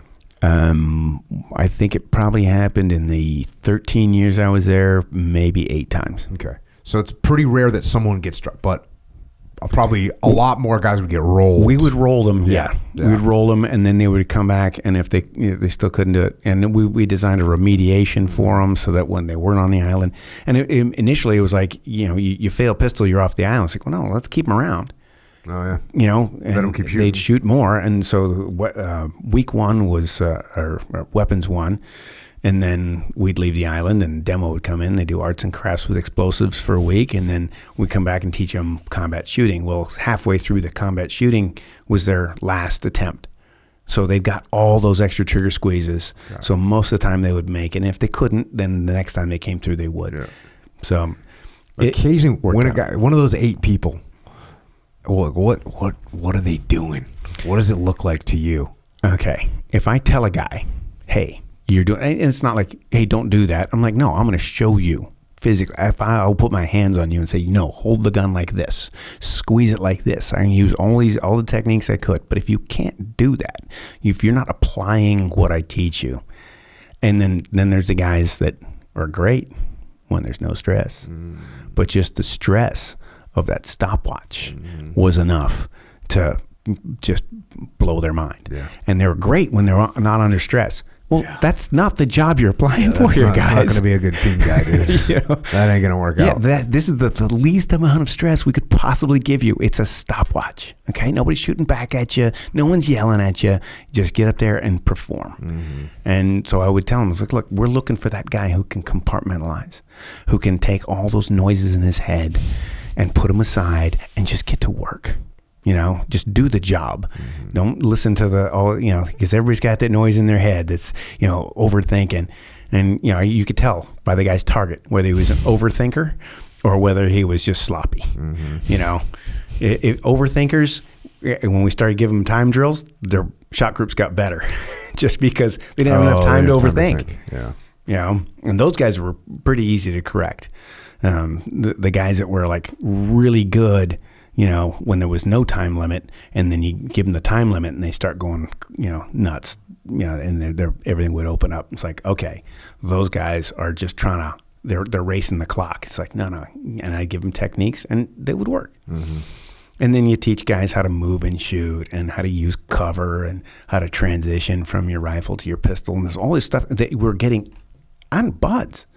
I mean, I picked up the gun off of the bench and shot it at the round target and then put it back down again. And that was the training that we got in buds.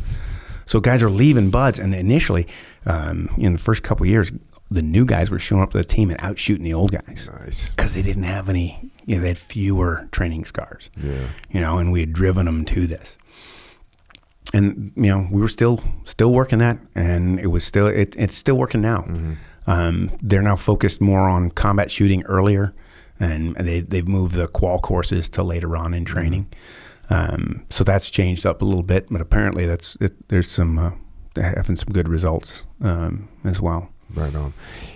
So you wrapped up with that. You retired in 2010 after you got done with your buds career. Mm-hmm. Then you rolled right into doing that contract, and you did that for like freaking 13 years. 13 years. Yeah.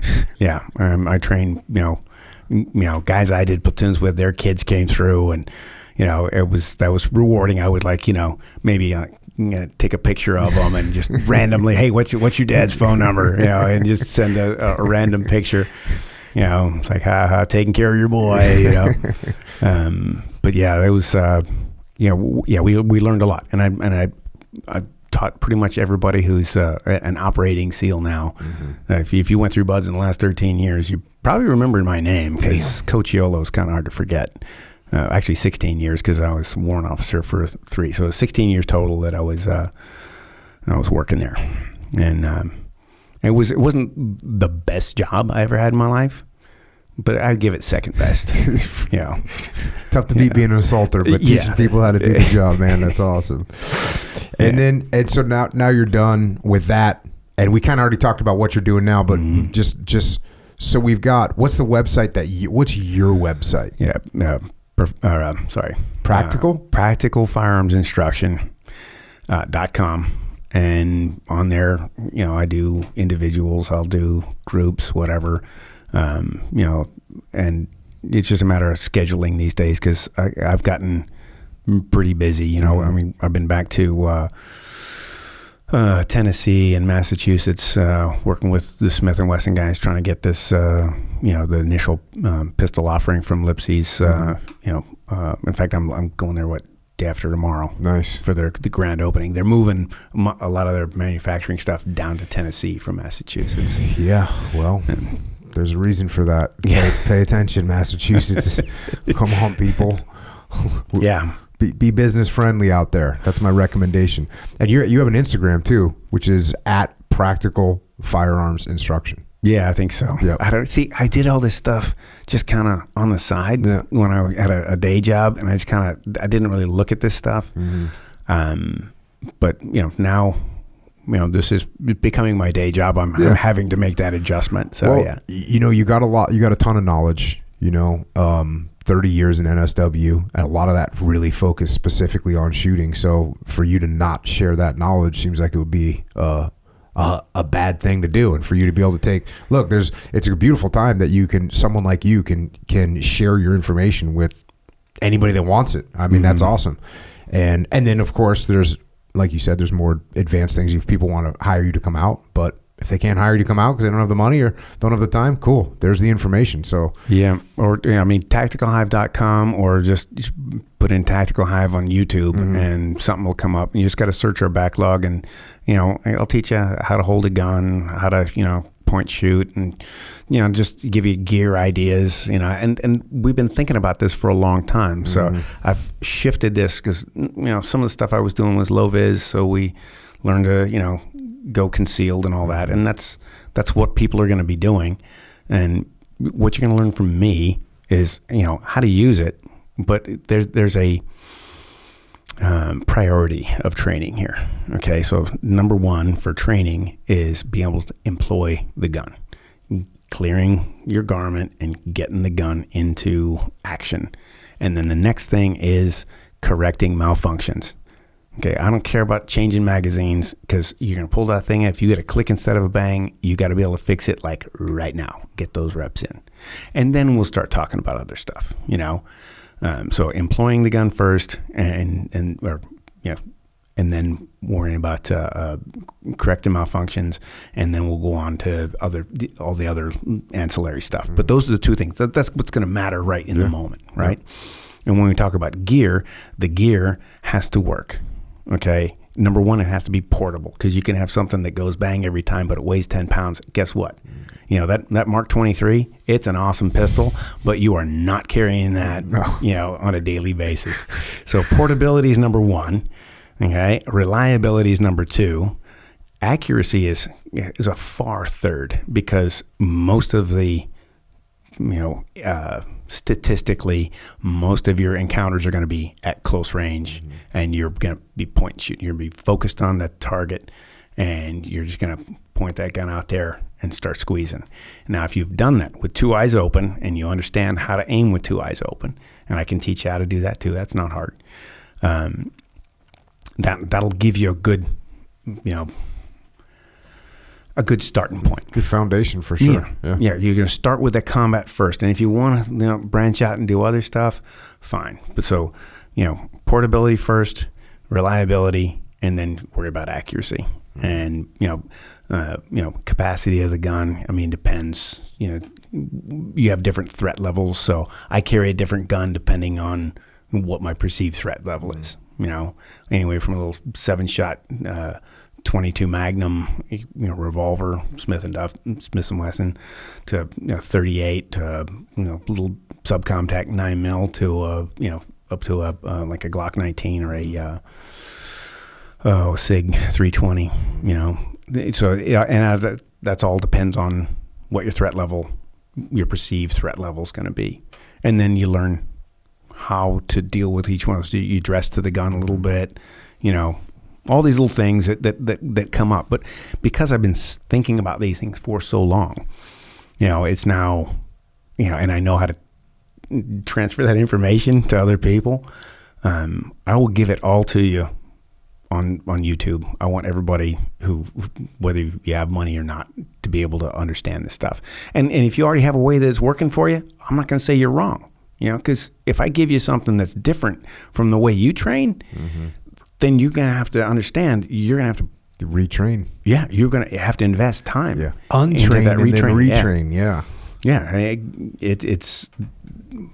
It's a thing, man. Yeah. Muscle memory, muscles don't have memory. Yeah, but all your nerves get myelinated every time you do something, and if you do it the same, it's those pathways. Those neural pathways get insulated, and you start moving, a whole lot faster and smoother, and you don't have to think about it as much. Yeah. But that comes with reps, and it comes, So I'll get into that with guys. I can talk about it on YouTube, but then you got to go find it. If you want to come find me, then we'll go to the range, and I'll fix you. It's a pain in the ass in California because California is so ungun friendly. So we travel to other states. I don't like to travel very much. I kind of like my wife and my kids, my grandkids. Your shockwave or sound, that burning sage, the shift wave, the sage burning, and all that stuff, man. It's all good. So that's what I'm doing now. At the moment, we'll see what happens with how well people respond to the gun stuff, and the watch band thing. I think it's going to be $1 million idea, because it's not going to be very expensive, but it's going to be really cool. So commando bands, you're going to want one. I already want one. I'll give you a prototype. Right on. I'm ready for the commando band. Right on. Does that get us up to speed then? We good? Yeah, man, I think so. That's up to today, man. Right. Here we are. And then I run into you getting gas. Hey, dude, you're not working for the Navy anymore? You should come on my podcast. Like, man, now's the right time to do it, I suppose. Yeah. Right on. Kerry, you got any questions? No questions. I'm a big fan of what you're doing, removing that barrier for gun owners, especially new gun owners, getting them up to speed. That's awesome, man. And I want nothing more than a carbine pistol now, too. And What'd maybe you say? What was that word? It's a pistol caliber carbine. I think that's caliber the carbine. PCC. so Right that on. and the commando band. That's like my Christmas wish list. Right? Yeah. Hell yeah. Right on. You got any closing thoughts? Dude, I just want to thank you for allowing me to come up here. I have been, I'm a big fan. Honestly, Jocko, you're doing stuff that it matters. You're bringing information to people that maybe no one knows about. You interview guys, you're a good interview, and people want to come and share their story. And I enjoy just listening. I mean, obviously it's not, there's no like time limit here because, you just keep going, but awesome. This has been really, really good. And I just want to thank you for that, man. Right on, bro. Well, thanks for coming on, man. It's awesome to see you and catch up and get your experiences, get your lessons learned. And like I said, man, thanks for setting a great example for me as a young new guy. I definitely needed it. And, thanks for your service to the Navy, to the teams, and to the country, man. Appreciate it. Thanks for making me feel old, man. Hey, that's not me. Thanks, bro. Roger that, man. And with that, Cochiolo has left the building. Good to see Coach, man. Still getting after it. Still getting after it after all these years. And what I was, look, obviously awesome to hear about his experiences and just a great dude. But I like the fact that he went, look, just talking about the health and wellness part of his journey at one juncture, he's sort of like done. You know what I mean? Mm-hmm. He's like, I got to this point, this many deployments, this much time, I was done. Broken.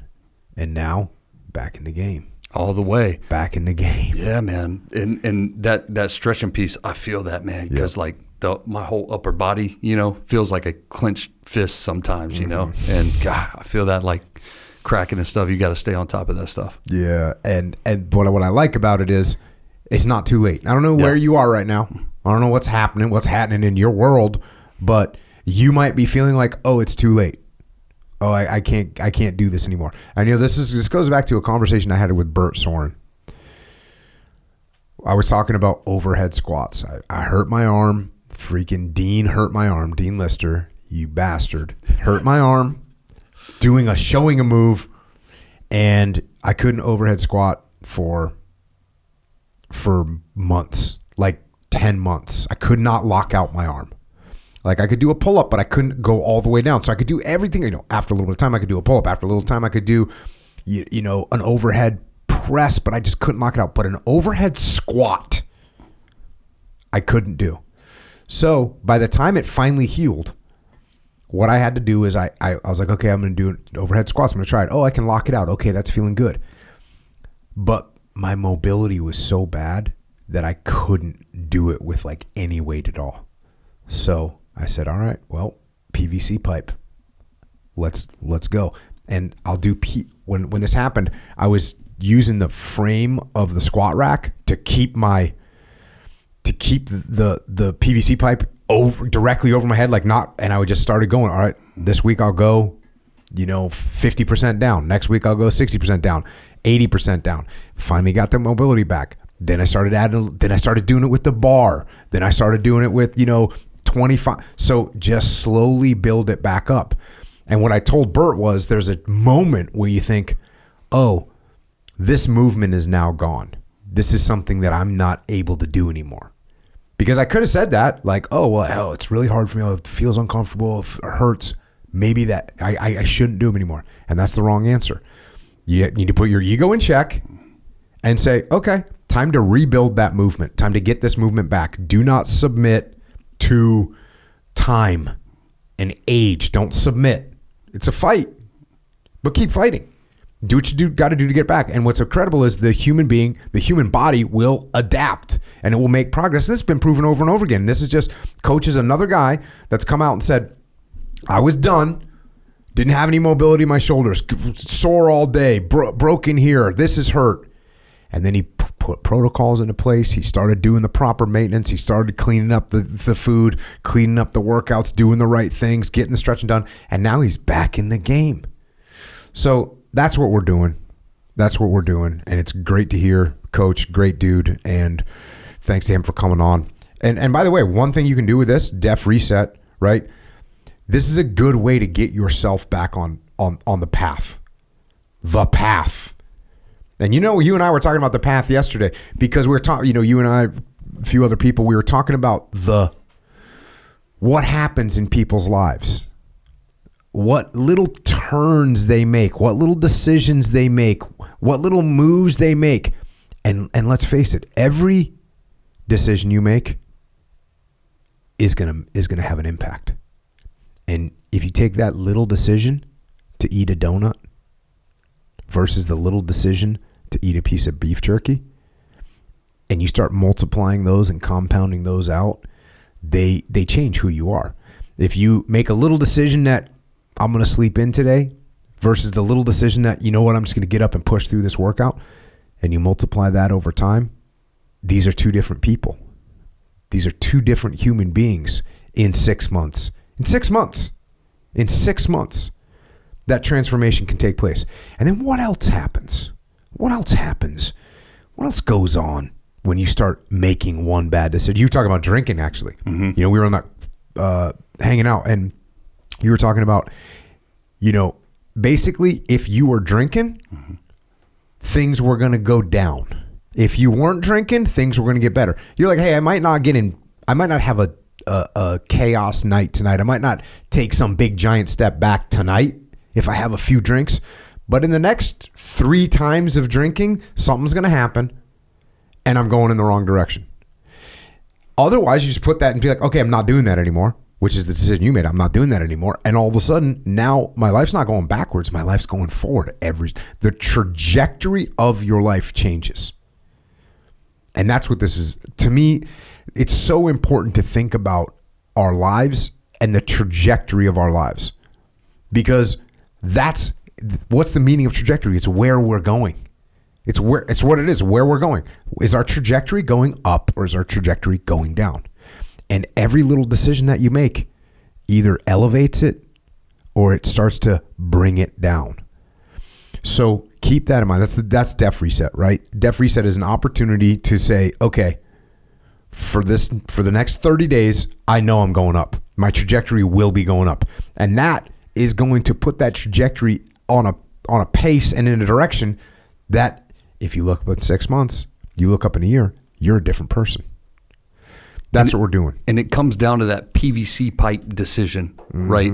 Some people are more afraid of taking that step back of picking up that PVC pipe than they are of letting go of mm-hmm. the overhead squat for the rest of their lives. Yep. They'd rather let that go and never do it again than have to subordinate that ego, pick up that PVC pipe, and start from square one.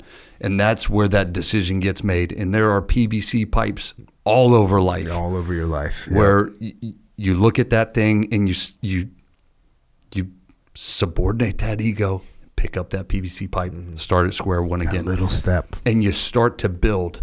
And that's where you start to get the momentum, get that trajectory. Yeah. Get back on the path. So Def Reset, we're doing it in January, but you got to prep for it now. We posted some videos. I posted a little podcast about it.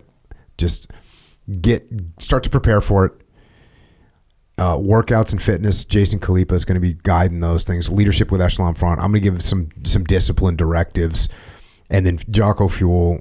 We're all doing it together. TheDefReset.com. Go check it out. And by the way, Jocko Fuel, get yourself ready for it. Get the junk food out of your house. Get the freaking Doritos out of your house. Get the chocolate chip cookies out of your house. Get mold cookies. That's what we're doing. So JockoFuel.com. Get your greens. Get your creatine. Creatine is so good for you. It's good for your mind. It's good for your body. Get these things so that you're ready. You can kick this thing off right. You're gonna be working hard during Def Reset. So get yourself some joint warfare, some super curl. Just, you guys know what we're doing. JockoFuel.com. Go get the fuel that you need. You can also get it at Wawa. You can get it at Vitamin Shop, GNC, Military Commissaries, AFES, Hannaford, Dash Stores in Maryland, Wakefern, ShopRite, HEB down in Tejas, Meyer up in the Midwest, Harris Teeter, Lifetime Fitness, Shields, small gyms all over the place. I know we got Victory MMA and Fitness.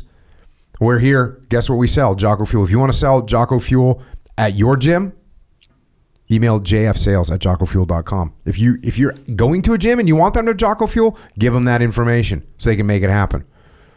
So that's what we're starting off with, some jockofuel.com. Also originusa.com. American-made clothing. Freedom that you put on your body. Liberty that you wear. That's what we're doing at Origin USA. Anti-slavery.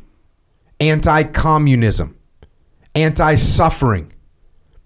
Anti-destruction of the earth. That's what we're doing at originusa.com. You know what they do with the dye and the chemicals that they use in China?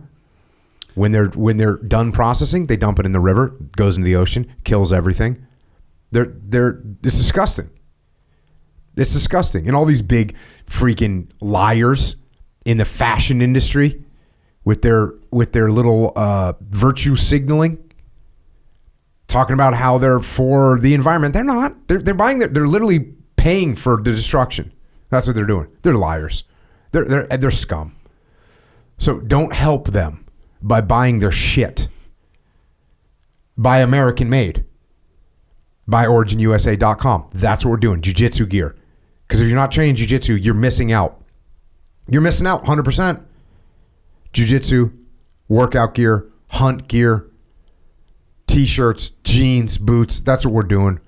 We're saving freedom. originusa.com. We also talked a lot about the path today. And you can get your Discipline Equals Freedom gear representing On the Path at Jocko Store. That's jockostore.com.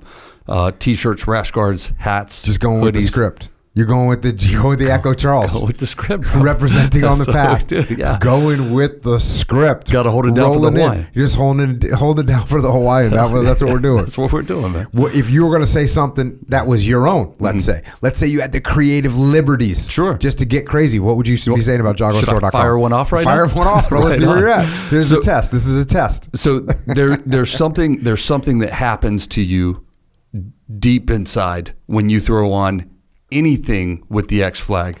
This X flag that's on my left arm right here. As soon as I put on a shirt that has that X flag on it, something inside of my brain changes. My eyebrows drop a little bit, my chin lowers, my shoulders come back a little bit. I am ready to go into what I'm about to do when I throw on any piece of clothing with the X flag on it. I don't know what it is, but that's what happens to me.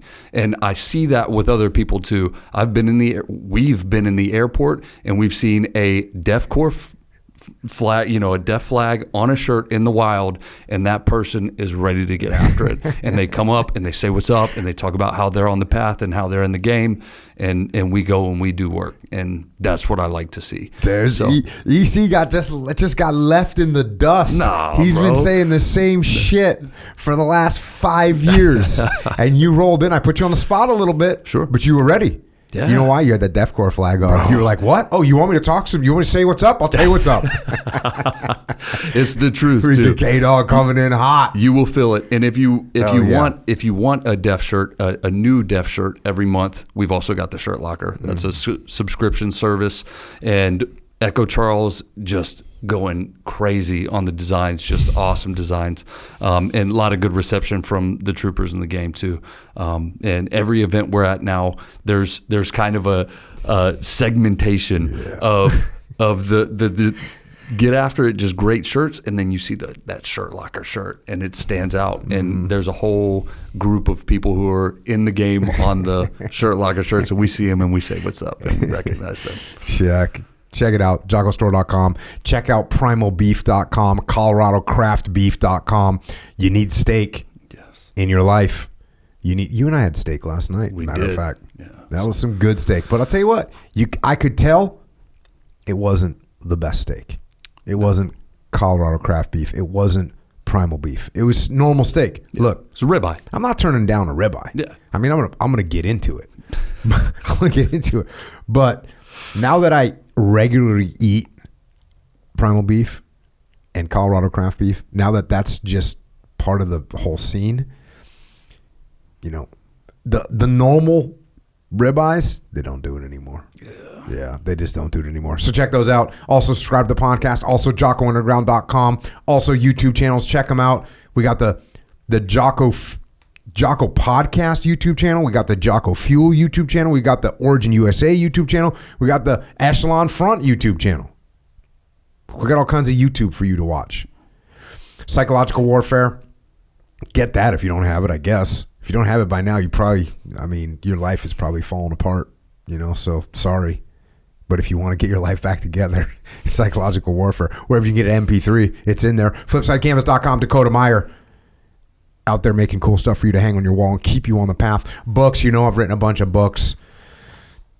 Get them. The newest version of Leadership Strategy and Tactics, Mod 2 is out. There's some key information, some key updates in there. The Extreme Ownership Leadership Loop talk to you about how to make decisions.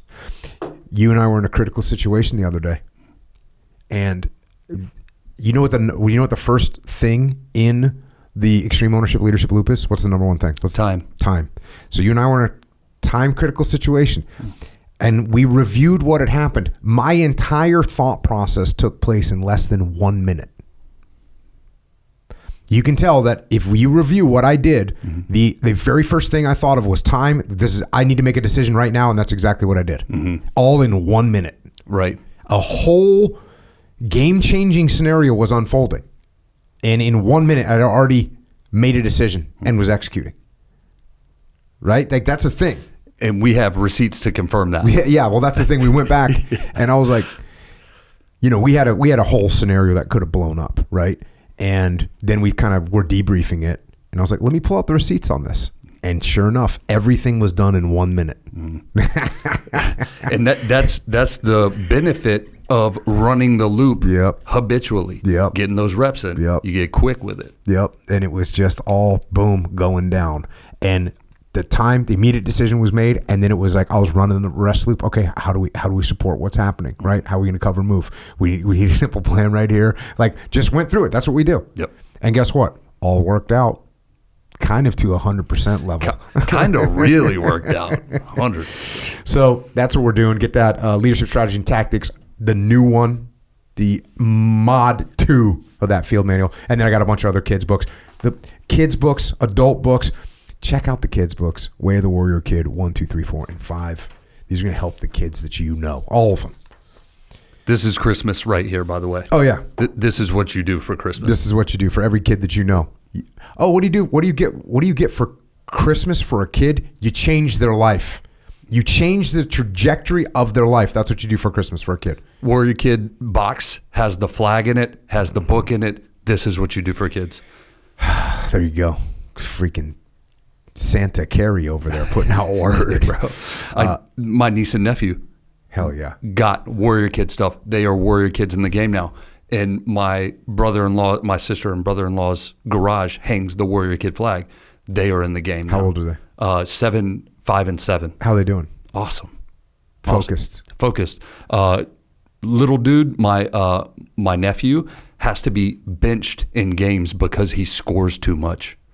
That's what's happening, bro. Yeah, that's what I'm saying. Little dude, you might want to get your kids these books and your neighbor's kids, because wouldn't it be nice if there's a fire at your house someday and your neighbor who's 9 years old comes over, breaks out a hose and puts out the fire before it engulfs your house? Be nice, wouldn't it? That's what a Warrior Kid's going to do. You know what a normal kid's going to do? Keep playing video games. That's what's going to happen. Let's get the neighborhood watch going with the children. So there you go, Warrior Kids. Also, Echelon Front, we have a leadership consultancy. We solve problems through leadership. That is what we do. We work with companies. We embed into companies, and we help align the leadership around the principles that we utilized in combat, that we utilize inside of all these businesses that you hear us talk about, and that we've helped scores of other companies get increased profitability, get increased efficiency, and get improved relationships up and down and across their chain of command.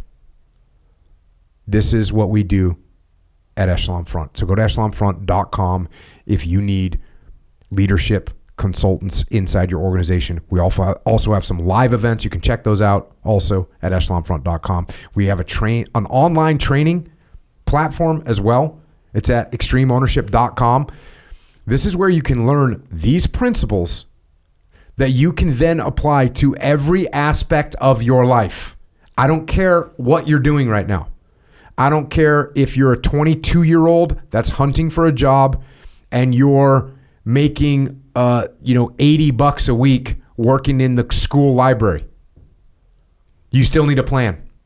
You need to put things together. You need to figure things out. You can utilize these leadership principles if you're that person or if you're the CEO of a giant company with 8,000 employees. We will teach you these principles. Extremeownership.com. That's what we're doing. Apply them across the board. Yes, sir. Also, Extreme Ownership Academy, new course out, Extreme Ownership for Middle Management. A lot of demand for that one. Mm-hmm. Questions all the time about, hey, I'm a new leader, or just got promoted to a middle management position. What do I do? That course is going to tell you. Yeah, and I guess I should have made that a little more clear. Yeah, it doesn't matter if you're the lowest person on the totem pole that just got hired, or you're out looking for a job, or you're the senior person at that organization, or you're anyone in between. Go to extremeownership.com. Learn the skill of leadership. Also, if you want to help service members, active and retired, you want to help their families, Gold Star families, check out Mark Lee's mom, Mama Lee. She's got a charity organization. And if you want to donate or you want to get involved, go to americasmightywarriors.org. Also, we've got heroesandhorses.org. Help Micah Fink bring our veterans up into the mountains so they can find themselves. And then Jimmy May's organization, beyondthebrotherhood.org. And actually, Coach has done some stuff for them as well. So check that out. If you want to help veterans transition to the civilian sector, we appreciate it. If you want to connect with us on the algorithms, on the websites of the world, well, let's remember what we've got for Coach. Coaches, you can check out practicalfirearmsinstruction.com. You can check out tacticalhive.com. And also he's on the gram at Practical Firearms Instruction. And of course, Carrie is at Carrie Helton.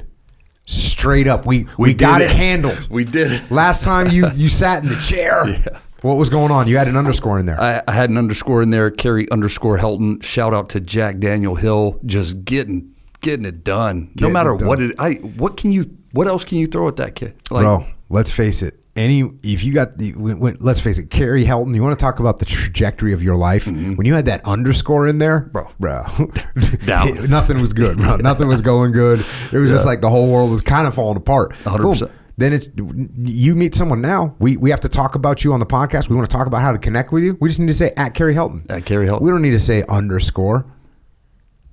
Back up. We're on the trajectory is looking on. So check out at Carrie Helton, no underscore.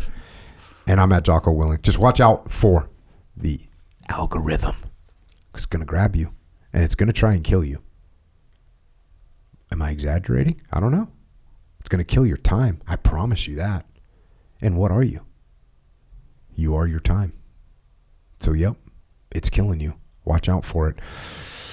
Thanks once again to Mark Cochiolo for joining us. Just awesome to see you. Awesome to talk to you. And awesome to share your story. And it's awesome for guys like Mark to be out here and communicate and share his lessons. And there's a lot of guys like Mark in the shadows, they're not going to be on social media. They're not doing these kinds of things, but they're out there. They're out there protecting America. And thanks to all those folks that are out there right now doing this. We don't see them. We don't see them on social media. We don't see them, in the interwebs. We don't see them. Why? Because they're out there doing God's work. So thanks to all the folks in uniform around the world right now in harm's way to keep us free. And the same goes to our police and law enforcement, firefighters, paramedics, EMTs, dispatchers, correctional officers, Border Patrol, Secret Service, all first responders. Thank you all for going into harm's way every day to keep us safe here at home. And everyone else out there, as Coach taught countless SEALs over the years, keep your eyes on that target, because that's where it's happening. And that's how you get things done. And until next time, this is not Echo.